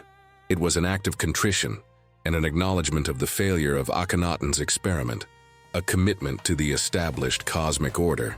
Despite his tender age, Tutankhamun, under the tutelage of his advisors, attempted to regain control of the empire. Military expeditions were sent to Nubia and the Levant to reassert the Egyptian presence, which had been weakened during the Amarna period. However, the real impact of his reign was not in military conquests or grandiose constructions, but in the healing of a wounded nation. He represented the bridge between the madness of Akhenaten and the stability that would follow, the figure who erased the scars of heresy and allowed Egypt to breathe again. The presence of his name, discreetly engraved on some temples, was a whisper of hope and renewal to a people yearning for stability. Tutankhamun's untimely death at the age of 19 is still shrouded in mystery. His tomb in the Valley of the Kings, discovered by Howard Carter in 1922, was remarkably small for a pharaoh, suggesting a hasty burial.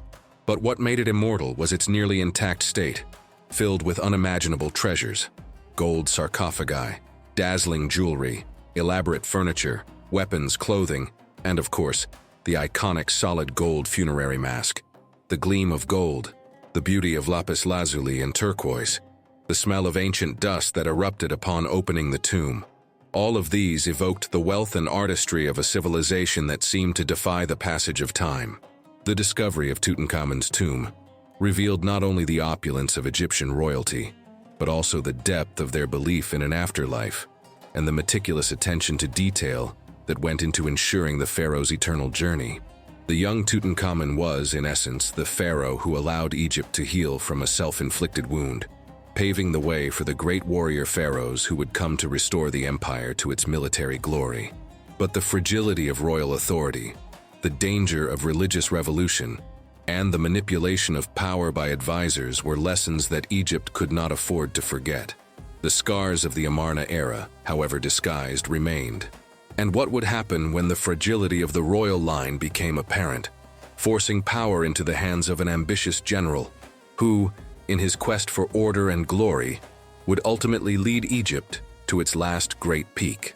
After the turmoil of Amarna and the restoration of the young Tutankhamun, Egypt was poised for a new era of glory, and it would come under the hand of a pharaoh whose name has resounded like thunder down the millennia, Ramesses II, better known as Ramesses the Great. His reign, which spanned an incredible 66 years, c. 1279–1213 BCE, marked the height of the New Kingdom, a period of unprecedented military power, monumental constructions that dotted the skyline of all Egypt, and royal propaganda so effective that his image became synonymous with Egyptian civilization itself. He was the archetypal pharaoh, a warrior king, builder, and patriarch whose legacy has been etched in stone and in the memory of time.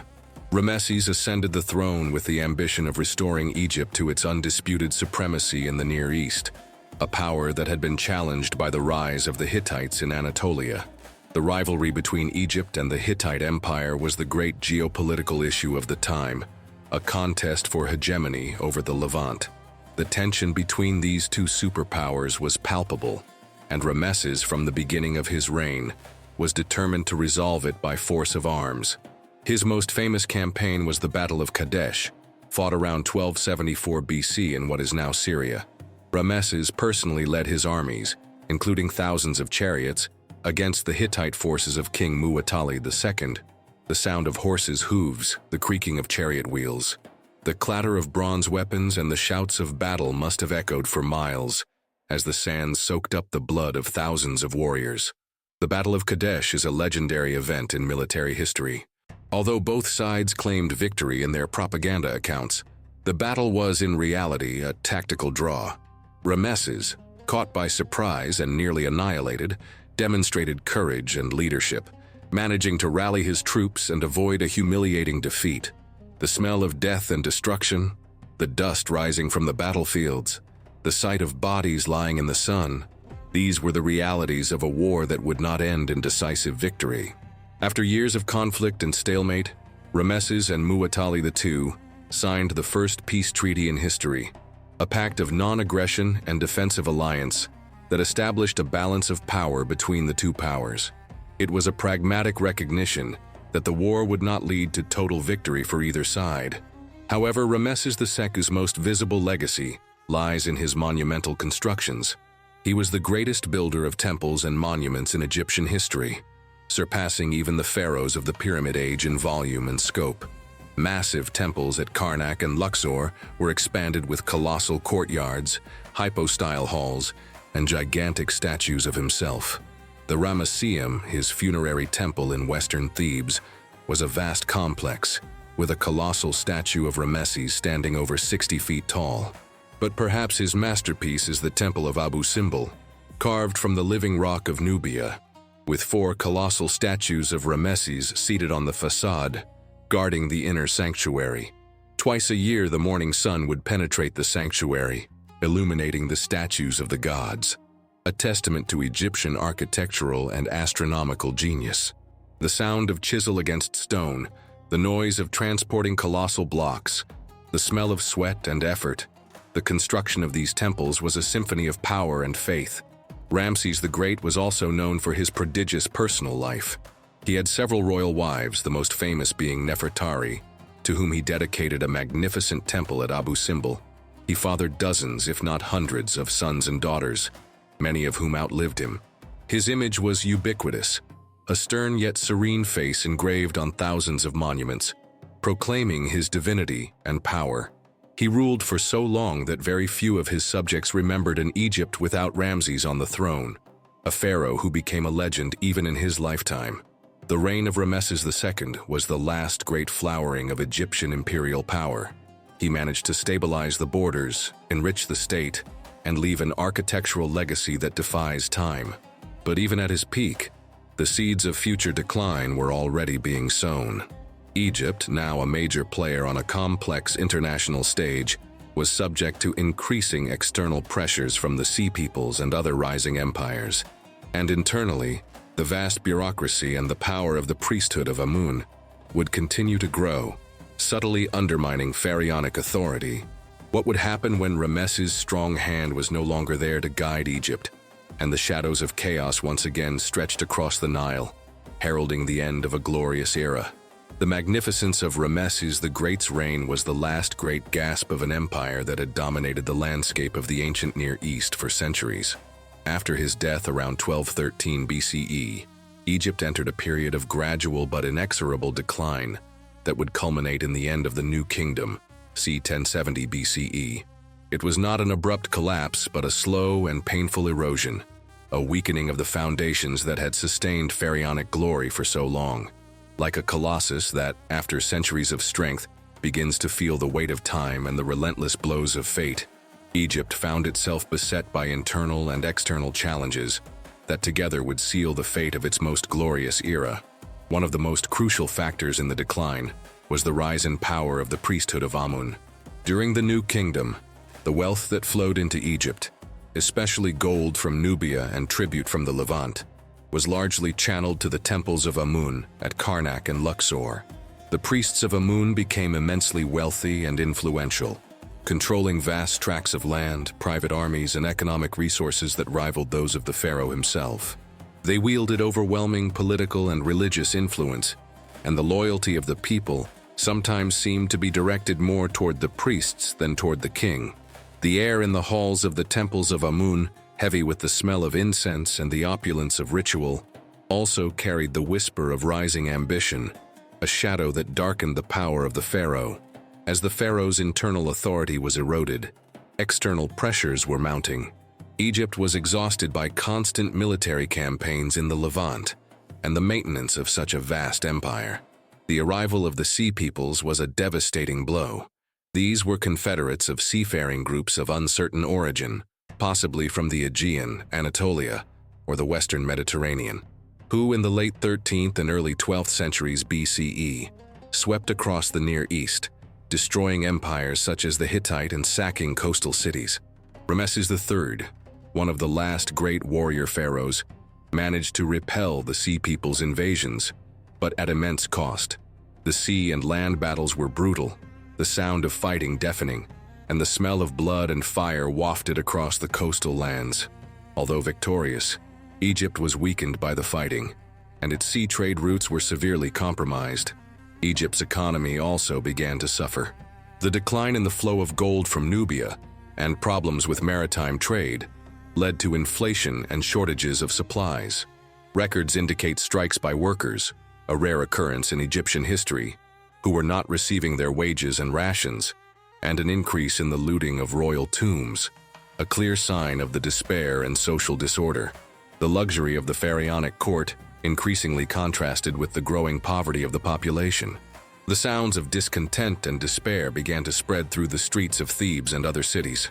Ramesses III's successors were mostly weak pharaohs who reigned for short periods and failed to arrest the decline.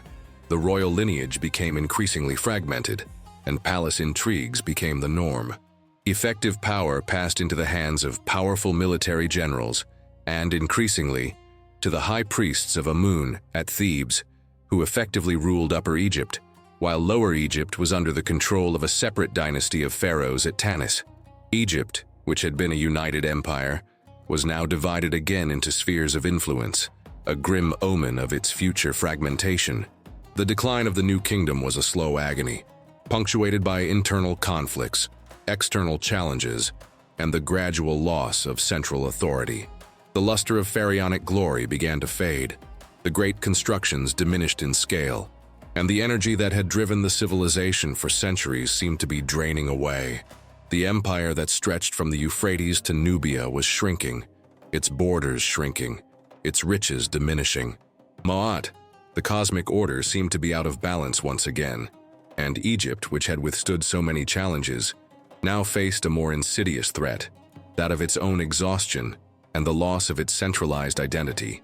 What would be the fate of a civilization that seemed to have lost its divine compass? And what kind of future awaited it in the twilight of its most powerful era? With the collapse of the New Kingdom, Egypt was plunged once more into the murky waters of disunity, entering a period of political and social fragmentation known as the Third Intermediate Period, c. 1070, 664 BCE. This era was an interregnum of instability, where the once monolithic pharaonic authority fractured into multiple centers of power, and where the boundaries between Egypt and the outside world became porous, allowing new influences, and sometimes domination, to shape the destiny of the land of the Nile. The most striking feature of this period was the division of Egypt into distinct spheres of control. In Upper Egypt, the city of Thebes became the seat of a theocracy, with the high priest of Amun wielding power that rivaled, and sometimes surpassed, that of the pharaoh himself. These priests, such as Piankh, Herihor, and Pinegem, controlled vast tracts of land and resources, and their tombs around Thebes were rich and elaborate, indicating their immense wealth and influence. The smell of sacred incense, the chants that echoed from the temples of Karnak and Luxor, now seemed to belong more to these priests than to any mortal king. Meanwhile, in Lower Egypt, a new dynasty of pharaohs, the 21st dynasty, ruled from Tanis, a strategic city in the delta. These pharaohs, like Smendes and Susenes-the-Man, were technically the rulers of all Egypt, but their control over Upper Egypt was often nominal. They devoted themselves to trade with the Levant and to building temples in their own capital, creating a sort of parallel kingdom in the north. The city of Tanis, with its temples and royal tombs, attempted to emulate the grandeur of Thebes, but divided authority was an undeniable reality. Fragmentation deepened with the arrival of dynasties of foreign origin. The 22nd dynasty, known as the Libyan dynasty, emerged from the delta, founded by Libyan tribal chieftains who had settled in Egypt for generations and integrated themselves into Egyptian society, many serving as mercenaries in the army. Pharaohs such as Sheshonq I, a powerful Libyan chieftain, managed to reunify Egypt for a brief period, even sacking Jerusalem according to the Bible. The Libyan presence brought new energy, but also added further complication to Egypt's already complex political tapestry. The sound of foreign languages, the scent of other lands, all mixed with the Egyptian air, transforming the identity of a civilization that had always seen itself as unique. The Third Intermediate Period was marked by a series of internal conflicts between the different centers of power. Egypt became a patchwork of small kingdoms and spheres of influence, with minor kings and local chieftains exercising authority in their own regions, often in rivalry with one another. The unity that had been Egypt's strength for millennia was now shattered. Insecurity and instability were constant, and the population, which had already suffered from the scarcity and decline of the new kingdom, continued to face economic challenges. The practice of looting royal tombs became even more rampant, a sign of widespread despair and the loss of reverence for sacred traditions. Despite its fragmentation, Egypt did not disappear. Religion remained a unifying force, and art and culture retained their essential characteristics, albeit with visible external influences. Tombs were built with more modest materials, but were still decorated with funerary texts. The memory of past glory persisted, and the hope of a new reunification never faded.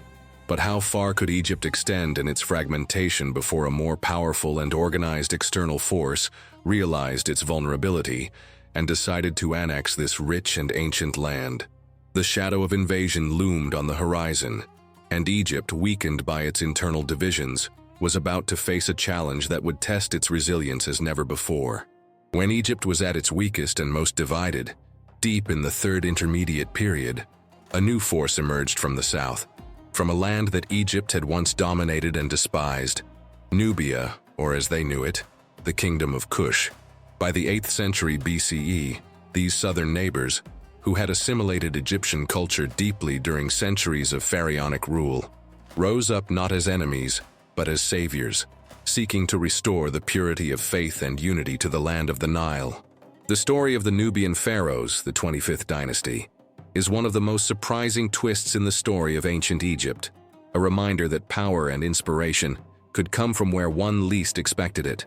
Kush, with its capital at Napata, had been an Egyptian province for centuries during the New Kingdom, absorbing Egyptian gods, writing, and funerary practices. However, as Egypt declined, Kush emerged as an independent and powerful kingdom, with its own kings and a deep devotion to the god Amun, whom they considered their chief deity. To the Nubian kings, Egypt was not just a neighboring land, it was a sacred land, the homeland of Amun. and its decline and fragmentation were an affront to the gods. The sound of Amun's chants echoed not only in Thebes, but also in the Nubian pyramids and temples, which were notably smaller and steeper than their Egyptian counterparts. The Nubian invasion of Egypt was not an act of brutal conquest, but a religious reconquest. The first great Nubian king to march north was Pianki, or Paye, in about 747 BCE. He saw his campaign as a divine mission to purify Egypt of impurity and fragmentation, and to restore Ma'at. His victory stele, found at Napata, vividly describes his triumphal march down the Nile, subduing the petty Libyan and Egyptian kings and chieftains of the delta who opposed him. The smell of incense accompanied his troops, and his generals swore allegiance to Amun before each battle. The sight of a dark-skinned king from the south, claiming the mantle of the Egyptian pharaohs, must have come as a shock to many, but to others, a hope of redemption.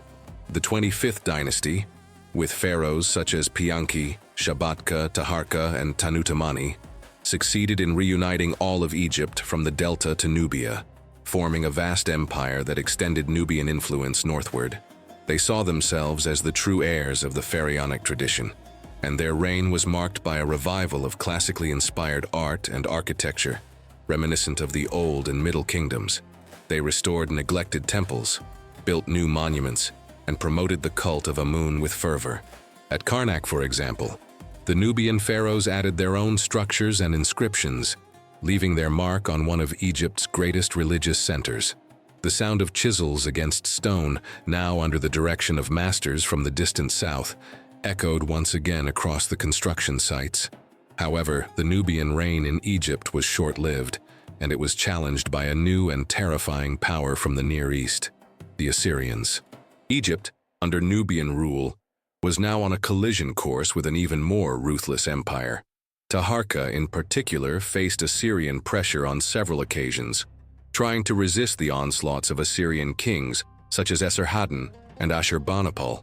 The military campaigns were brutal, with bloody battles that led to the defeat and retreat of the Nubians southward.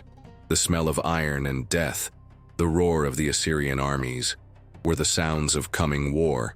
The era of the Nubian pharaohs, though short, is a testament to Egypt's capacity to absorb and reinterpret influences, and to the resilience of a culture that could, even in its decline, inspire the adoration and loyalty of distant peoples. They were the last great pharaohs to rule a united and powerful Egypt, a final glimmer of glory before the shadow of foreign domination fell once and for all over the Nile Valley. But how powerful would the Assyrian tide be? And could Egypt, even under new leadership, withstand the might of an empire that seemed determined to crush everything in its path, leaving behind only a faded memory of its former magnificence? The brief but glorious era of the Nubian pharaohs in Egypt came to a brutal and bloody end, with the rise of a ruthless force from northeastern Mesopotamia, the Assyrian Empire. This was a militaristic empire at its core, known for its ruthlessness and efficiency in warfare, whose legions spread across the Near East like a plague of locusts, leaving a trail of destruction and terror in their wake. Egypt, now reunified under the Nubian 25th dynasty, stood squarely in its path, and a collision was inevitable. The era of Assyrian rule, c. 671–651 BCE, was one of the darkest and most humiliating chapters in Egypt's long history. A reminder that not even the most ancient of civilizations was immune to the brute force of a superior enemy. The Assyrians were not like the Hyksos, who had infiltrated and gradually absorbed aspects of Egyptian culture. They were conquerors, whose goal was total subjugation and exploitation of resources. Their war machine was the most fearsome of its time. Massive armies equipped with superior iron weapons, advanced siege tactics, and impressive logistics that allowed them to operate over great distances. The sound of their war drums and the clamor of their legions were the harbingers of destruction, and the smell of smoke and blood accompanied them wherever they went. The confrontation between the Nubians and the Assyrians was an uneven struggle. The Nubian pharaoh Taharka attempted to resist the Assyrian onslaught. He was a capable leader, but his armies, though brave, were no match for the Assyrian war machine. The campaigns led by Assyrian kings, such as Esarhaddon and his son Ashurbanipal, were brutal and decisive. In 671 BCE, Esarhaddon invaded Egypt, defeated Taharka's forces, and sacked Memphis, the ancient capital. The smell of plunder and the sound of cries of despair filled the air of the once proud city. Taharka retreated south to Nubia, but Egypt's humiliation was palpable. Ashurbanipal, Esarhaddon's successor, continued the campaign. He marched on Thebes, the sacred city of Amun and the jewel of Upper Egypt, and mercilessly sacked it in 664 BC. The sack of Thebes was a traumatic event in Egyptian history, recorded in detail in Assyrian inscriptions. Temples were desecrated, statues of gods and pharaohs were broken, and the wealth accumulated over centuries was carried off to Nineveh, the Assyrian capital. The silence of empty temples, the echo of ruins, and the lament of a humiliated people were the new sounds of a city that had always seen itself as the capital of the universe.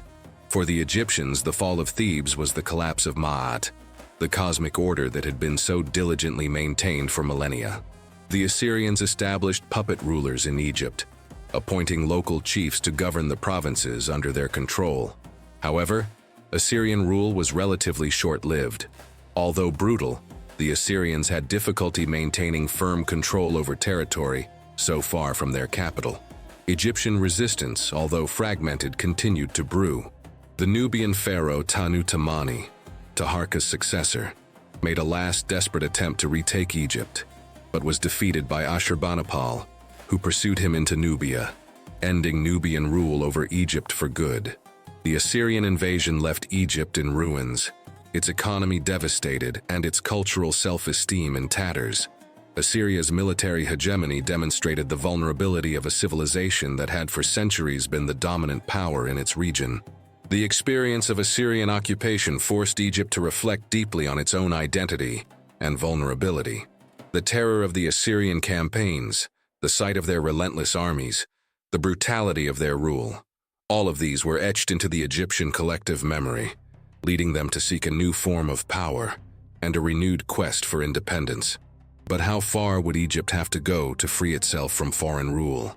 And would this liberation be a true restoration, or merely a brief interlude before a new wave of conquerors swept across the land of the Nile?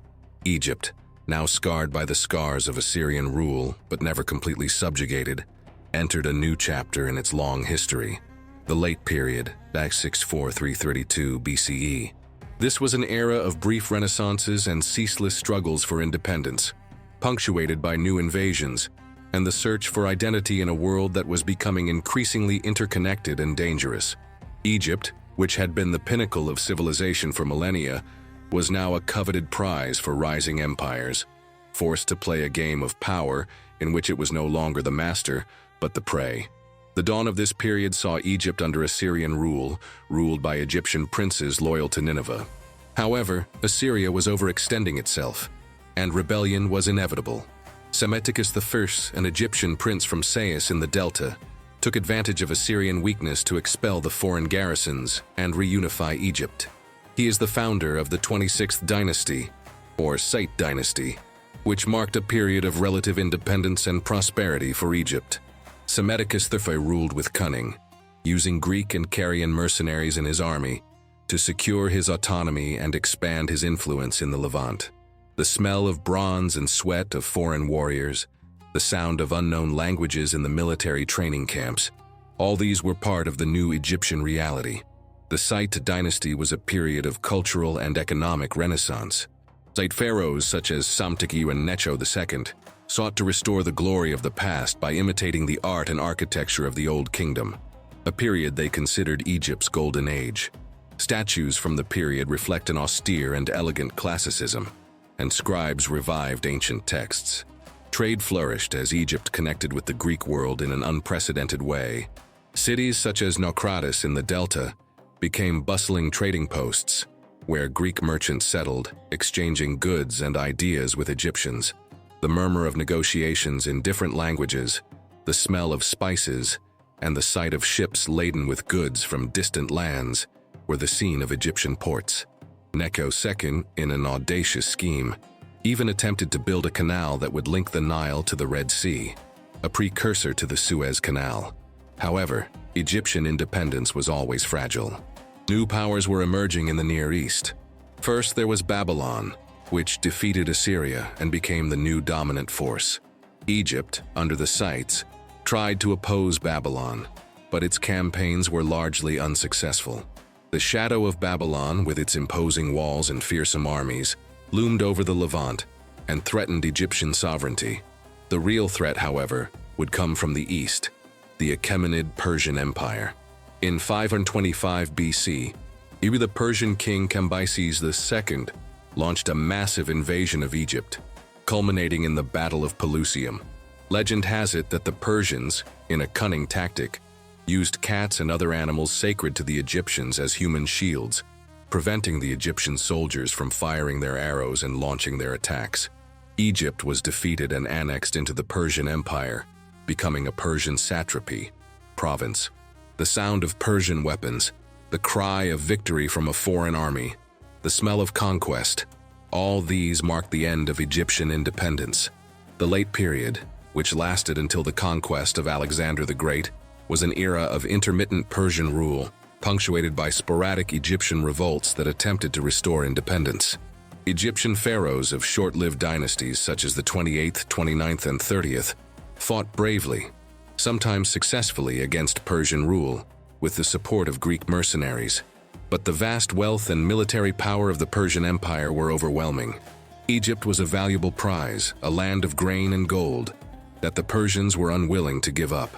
Thus Egypt, once the mightiest of civilizations, found itself reduced to a province of foreign empires. The late period is a testament to the resilience of the Egyptian people, who, even under foreign rule, maintained their culture and their faith, waiting for the moment of their liberation. But would that freedom, when it came, come from an unexpected source, and bring with it a transformation that would forever change the face of Egypt, blending the old with the new, and paving the way for a destiny that not even the most visionary pharaohs could have foreseen? The fall of Egypt to Persian rule in 525 BCE marked a turning point in the long and proud history of the Nile civilization. It was not the first time that Egypt had faced foreign domination. The Hyksos and the Assyrians had left their mark. But the Persian presence, which would last intermittently for nearly 2 centuries, was of a different nature, more pervasive and, to many Egyptians, more oppressive. Egypt, the land of Maat and the divine pharaohs, was now a mere province, a satrapy of a vast, multicultural empire stretching from Greece to India, ruled by a distant king in Persepolis. The Persian conquest, led by Cambyses II, son of Cyrus the Great, was decisive and brutal. After his victory at Pelusium, Cambyses advanced on Memphis, which fell after a brief siege. Legend, often colored by Greek propaganda, portrayed Cambyses as a mad tyrant who desecrated temples, mocked Egyptian gods, and killed the sacred Apis bull. While these stories may have been exaggerated, it is certain that the Persian attitude toward Egyptian religion and customs was one of pragmatism and sometimes disrespect, in contrast to the more assimilationist approach of some earlier invaders. The sound of orders in Persian, the sight of foreign symbols adorning palaces, and the imposition of new laws and tributes, all these were constant reminders of the loss of Egyptian sovereignty. Persian rule in Egypt was characterized by periods of firm control and by Egyptian revolts seeking to restore independence. The first Persian dynasty, the 27th dynasty, ruled Egypt as part of the Achaemenid Empire. Persian satraps, such as Ariandes, were appointed to govern the province, levying heavy taxes and recruiting Egyptians into the Persian army. Egypt, with its vast grain production, was a vital source of wealth and supplies for the Persian Empire, especially for its military campaigns against Greece. The smell of grain being loaded onto Persian ships, the sight of caravans laden with Egyptian treasure heading east, it was a bitter reminder that the resources of the land of Kemet were no longer for its own people. Despite the domination, Egyptian culture endured. The temples continued to function, although under Persian supervision, and the priests maintained their traditions. Egyptian art, although under Persian influence, continued to produce works that maintained ancient stylistic conventions, but with a touch of Persian realism. Funeral traditions and the worship of the gods remained firm, as faith was one of the few areas where the Egyptians could maintain their identity.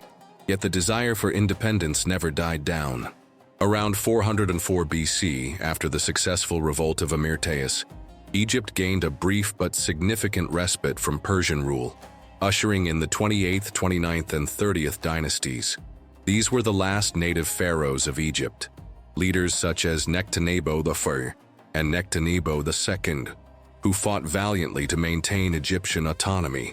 They built and restored temples, demonstrating a renewed devotion to the gods and an attempt to revive pharaonic glory. These dynasties relied on the support of Greek mercenaries, who were crucial to defending themselves against repeated Persian attempts at reconquest. The sound of Greek swords, the smell of olive trees, and the foreign accents, the Greeks, who had previously been mere traders, were now vital military allies. But Persian power was vast and unrelenting. After years of fighting and a brutal reconquest in 343 BC, led by Artaxerxes III, Egypt was once again subjugated and incorporated into the Persian Empire in what is known as the 31st dynasty, or the Second Persian period. The repression was even more severe, with more temples desecrated and tighter controls. The hope of an Egyptian pharaoh once again on the throne seemed like a distant mirage, disappearing into the desert sands.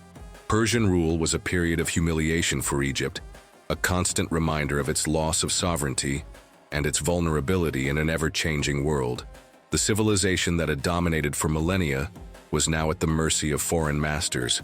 Yet, ironically, Persian oppression also created a deep unity among the Egyptians, a yearning for liberation that would be met by an unexpected figure from an even more distant corner of the known world. But who would this savior be? And what would be the price of freedom when it came at the hands of a conqueror who was neither Egyptian nor Persian, and who, in his unbridled ambition, would change the face of Egypt forever? When Egypt was at its lowest ebb, under the heavy yoke of Persian rule, a new star appeared on the horizon, not from the east but from the distant west, from a small kingdom in northern Greece, Macedonia. Alexander the Great, a legendary figure whose name echoes through history like thunder, marched into Egypt in 332 BCE, and his arrival was not that of a brutal conqueror, but of a liberator. This was the last and most transformative foreign conquest of ancient Egypt, an event that would seal the fate of the pharaonic civilization and plunge it into a new era of cultural syncretism and Hellenistic grandeur. Alexander, the young king of Macedonia, had inherited from his father, Philip II, a formidable army and a dream to conquer the vast Persian Empire, Greece's arch-enemy. After crushing victories at Granicus and Issus, which crushed Persian resistance in Asia Minor, Alexander turned his eyes to Egypt. News of his arrival, not as an enemy but as Egypt's supposed savior from Persian oppression, spread like wildfire. To the Egyptians, who deeply resented Persian rule and the repeated desecration of their temples, Alexander's coming was seen as divine intervention, the fulfillment of ancient prophecies. The murmur of hope and expectation spread throughout the Nile Valley. When Alexander entered Egypt, there was no resistance. The Persian garrisons, demoralized by previous defeats by Darius III, simply surrendered or fled. Alexander was welcomed as a hero, a liberator from the Persian yoke. In Memphis, the ancient capital, he was crowned Pharaoh of Egypt, a gesture of profound political and religious symbolism. The ritual, performed by Egyptian priests, legitimized his rule in the eyes of the people, integrating him into the long and sacred line of pharaohs. The smell of incense, the ceremonial chanting, the sight of Alexander wearing the double crown of Egypt, all of this was an act of submission to Ma'at, even for a foreign conqueror. Alexander demonstrated a deep respect for Egyptian culture and religion.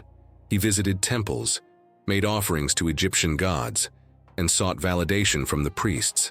His most notable visit was to the Oracle of Amun at Siwa, a remote oasis in the western desert. Legend has it that the oracle confirmed him as the son of the god Amun, a title already given to Egyptian pharaohs, but which, for Alexander, added a layer of divine legitimacy and reinforced his own belief in his messianic mission. The eerie silence of the desert, the mystical aura of the oracle, the sound of the priests pronouncing the words that would seal his fate, all contributed to the construction of his image as a divine hero. Alexander's most lasting and visionary act in Egypt was the founding of Alexandria, a new port city in the western delta, in 331 BCE. Alexander saw the strategic and commercial potential of this location, envisioning a great metropolis that would bridge the gap between Egypt and the Greek world, a center of commerce and culture. He personally drew up the plan for the city, which would be built with wide streets, grand public buildings, and a deep-water harbor. Alexander's vision, his passion for urbanization and cultural exchange, would be realized by his successors. The sound of hammer and stone, the smell of lime and brick, the hum of thousands of workers building a new capital from scratch. These were the melodies of a different future for Egypt. Alexander left Egypt in 331 BCE to continue his conquest of the Persian Empire, appointing Macedonian governors to administer the province, but with the promise of respecting Egyptian laws and customs. He would never return to the land of the Nile, but his brief stay changed the course of Egyptian history forever. He sowed the seeds of the dynasty that would rule Egypt for nearly 3 centuries, a period of Hellenistic grandeur that would see the rise of a new culture, the fusion of East and West, and the flourishing of one of the greatest cities in the ancient world. But would this new era, though rich and powerful, be truly Egyptian? Or would the cultural fusion, the influx of Greek elements, end up diluting the ancient essence of the pharaonic civilization, paving the way for its inevitable end?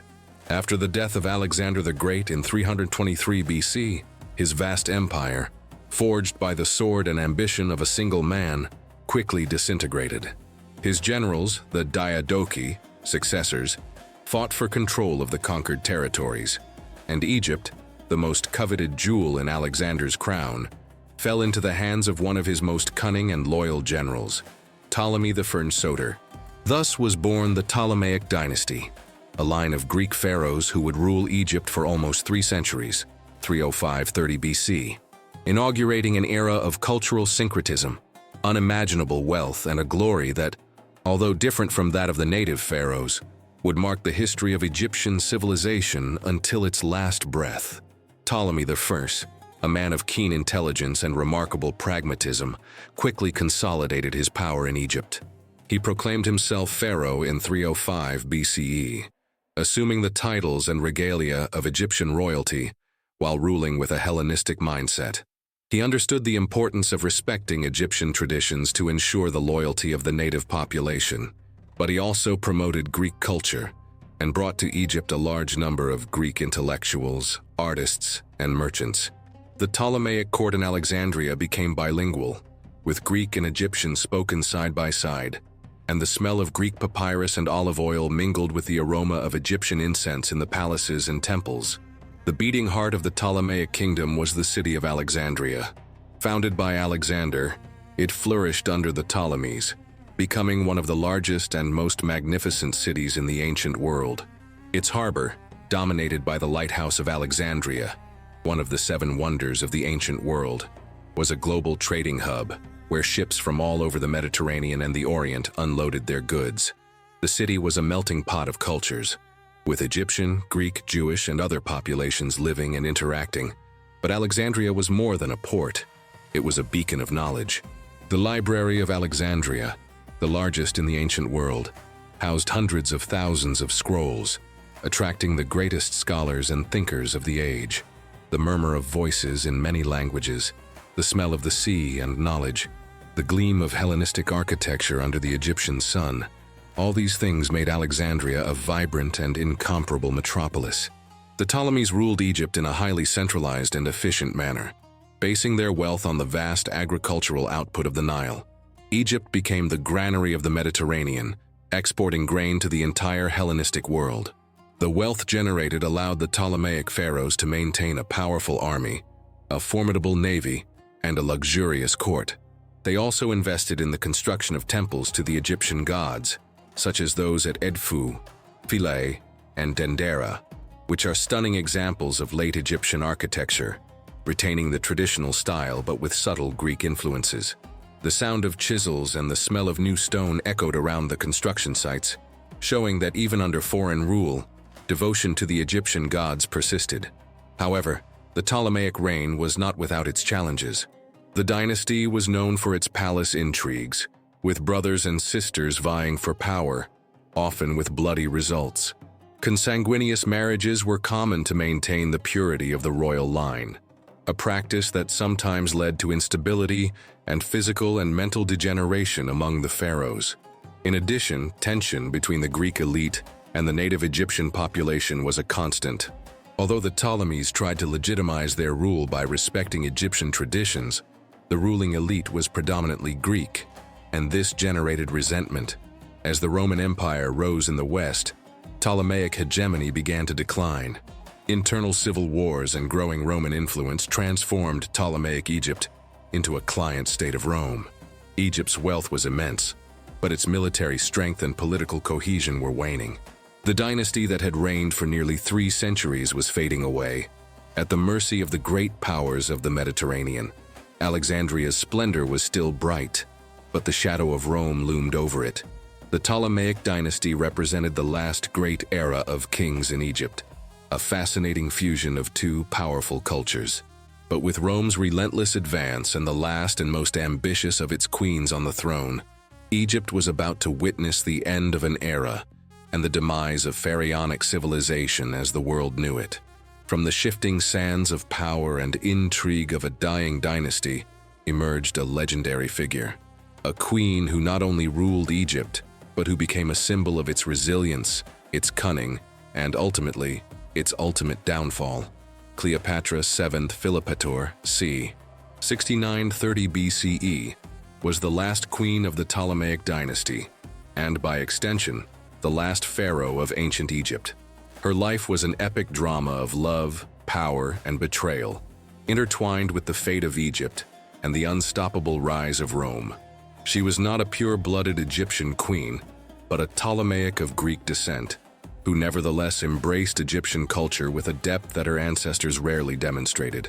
Cleopatra ascended to the throne in an Egypt that was already weakened and under the growing shadow of Rome. She was incredibly intelligent, multilingual. She spoke 9 languages, including ancient Egyptian, a rarity for a Ptolemaic, charismatic, and above all, a brilliant political strategist. Her beauty was not that of a classical Aphrodite, but her charm and intellect were unmatched. She understood that the only way to preserve Egypt's independence was through an alliance with the most powerful men in Rome, and so she embarked on a dangerous game of seduction and diplomacy, with the fate of her kingdom at stake. Her first great love and ally was Julius Caesar, the Roman general who had defeated Pompey and become the most powerful man in Rome. Cleopatra, in an act of legendary daring, managed to enter Caesar's palace in Alexandria wrapped in a carpet, a dramatic arrival that would seal their fates. She seduced him, and he, fascinated by her intelligence and ambition, restored her to the Egyptian throne. Her son by Caesar, Caesarion, Ptolemy XV, was the hope of a new lineage that would unite Rome and Egypt. The sight of Caesar and Cleopatra sailing together on the Nile, the scent of flowers perfuming the boats, the murmur of her admiring subjects, it was a picture of an Egypt that, for a brief moment, seemed to have regained its greatness. However, the assassination of Julius Caesar in Rome in 44 BC left Cleopatra in a precarious position. Egypt, her kingdom, was once again threatened by Roman instability. It was then that she met her second great love and ally, Mark Antony, one of the triumvirs who ruled Rome after Caesar's death. Their relationship, both political and personal, was passionate and tumultuous. Together, they planned to forge an empire that would unite East and West, with Alexandria as its center, challenging the growing power of Octavian, the future Augustus, Caesar's heir in the West. The heir of Alexandria, with its luxurious palaces and imposing fleets, was thick with the tension of an alliance that challenged the very fate of Rome. The rivalry between Mark Antony and Octavian culminated in the Battle of Actium in 31 BC, a decisive naval battle off the coast of Greece. Antony and Cleopatra's fleet was crushed. The defeat at Actium sealed the fate of Egypt. Octavian pursued the lovers to Alexandria. Cleopatra, in a final act of desperation to save her kingdom and her children, tried to negotiate with Octavian, but he was determined to make Egypt a Roman province and to display Cleopatra as a trophy in his triumph in Rome. The sound of the approaching Roman armies, the smell of defeat and despair, filled the palaces of Alexandria. Faced with the inevitable, Mark Antony committed suicide. Cleopatra, in a final act of dignity and defiance, refused to be humiliated in Rome. According to legend, she allowed herself to be bitten by an asp, an Egyptian cobra, in 30 BC, dying a dramatic death rather than face disgrace. With her death, Egypt, which had been ruled by pharaohs for more than 3 millennia, lost its independence and was annexed as a Roman province. The last gasp of Egyptian civilization as a sovereign political entity echoed in the silence of the palace corridors. The fall of Cleopatra and Egypt marked the end of an era. Rome, now mistress of the Mediterranean world, absorbed the wealth and culture of the Nile. But Egypt, with its long and rich history of pharaohs, temples, and gods, became a closed chapter. Roman Egypt was not to be the Egypt of the pharaohs, but an imperial province, a granary for the empire whose mysteries and glories would be admired and explored, but no longer ruled by its own kings. The legend of Cleopatra, the last of the pharaohs, continues to fascinate, a vivid reminder of the complexity of power, love, and the inevitable course of history. With the tragic death of Cleopatra VII and the annexation of Egypt by Octavian in 30 BC, a new and decisive era opened for the land of the Nile, Roman Egypt. This was not a time of pharaohs, but of Roman proconsuls and prefects, who ruled the empire's richest province with an iron fist, transforming Egypt from an independent kingdom into a vital breadbasket for Rome and an exotic curiosity for the rest of the world. The civilization that had flourished for more than 3 millennia under the aegis of its own kings now found itself under the sway of a foreign empire whose priorities were order, efficiency, and exploitation. Octavian, soon to become Emperor Augustus, understood Egypt's immense wealth and strategic importance. He declared Egypt a personal possession of the emperor, governed by an equestrian prefect, an officer of a specific social class directly loyal to the emperor, rather than a regular senatorial governor. This meant that Roman senators who might have political ambitions were forbidden from even visiting Egypt without imperial permission. This drastic measure was intended to ensure that Egypt's vast grain production and wealth were under the direct control of the emperor, protecting Rome's supplies and preventing any ambitious general from using Egypt as a base for rebellion. The smell of freshly written papyrus, the sound of orders in Latin, the sound of Roman legions marching through the streets, these were the new reality of Egypt. Under Roman rule, Egypt was integrated into the vast commercial and administrative network of the Roman Empire. The Nile, once the heart of Egypt, became the artery that fed Rome. Grain ships sailed constantly to the imperial capital, ensuring that bread reached Roman tables. The efficiency of Roman administration, with its system of taxation and bureaucracy, ensured a steady flow of wealth to the emperor. Egypt's mineral resources, such as Nubian gold and porphyry, were also extensively exploited. The sound of Roman coins circulating, the smell of stored grain, and the glint of gold being smelted, these were signs of the new Egyptian economy. Despite Roman rule, Egyptian culture persisted, albeit with significant outside influences. The Romans, though pragmatic, tended to respect local religious traditions as long as they did not threaten the Roman order. Egyptian temples continued to function, priests retained their positions, and ancient deities continued to be worshipped. The Romans even built new temples in the Egyptian style, such as the Temple of Trajan at Philae, showing an admiration for Egyptian architectural grandeur. However, the figure of the Roman emperor was now depicted on the walls of the temples with the insignia of a pharaoh, a substitute for the ancient Egyptian god-king. The sound of the chants of Amun and Isis continued to echo from the temples, but now mingled with the accents of Roman visitors and the smell of their offerings. The art of Roman Egypt, known as Romano-Egyptian art, is a fascinating cultural syncretism. The famous Fayum mummies are a striking example. Instead of traditional Egyptian funerary masks, the faces of the deceased were depicted in realistic portraits painted on wood, using Greco-Roman artistic techniques. These paintings, with their expressive eyes and vibrant colors, show the fusion of two funerary and artistic traditions: the smell of wax and pigments, the sight of such vivid faces on mummified bodies. All this was evidence of a culture in transition. Roman Egypt was a period of stability and integration into an even larger empire, but also of a definitive loss of sovereign identity. The rich and ancient Egyptian civilization, with its pharaohs, temples, and rituals, did not disappear, but was transformed. Egypt became a province, a part of a greater whole, and its destiny was now inextricably linked to that of Rome. The shadow of its pyramids and temples, which had witnessed the rise and fall of so many empires, now stretched over a land that, though still vibrant, had lost its own voice. And with this final transformation, ancient Egypt as we knew it finally fell apart, to make way for a new chapter that, though still Egyptian, would forever be shaped by the hand of Rome. Thus the veil of time closes over ancient Egypt, the civilization that rose from the Nile and defied eternity for more than 3 millennia, only to be finally swallowed up by the tides of history. But rather than a mere end, what we are witnessing is a transmutation, an invisible continuity.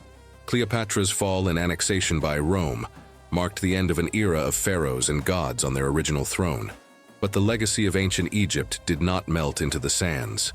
It spread, seeped, and transformed, reverberating through the centuries and reaching even the most unexpected corners of the modern world. Egypt's influence is felt in our architecture. The pyramids and obelisks that once dotted the Nile skyline now adorn squares in Paris, London, and Washington, D.C., testaments to the Western admiration for their grandeur and mystery.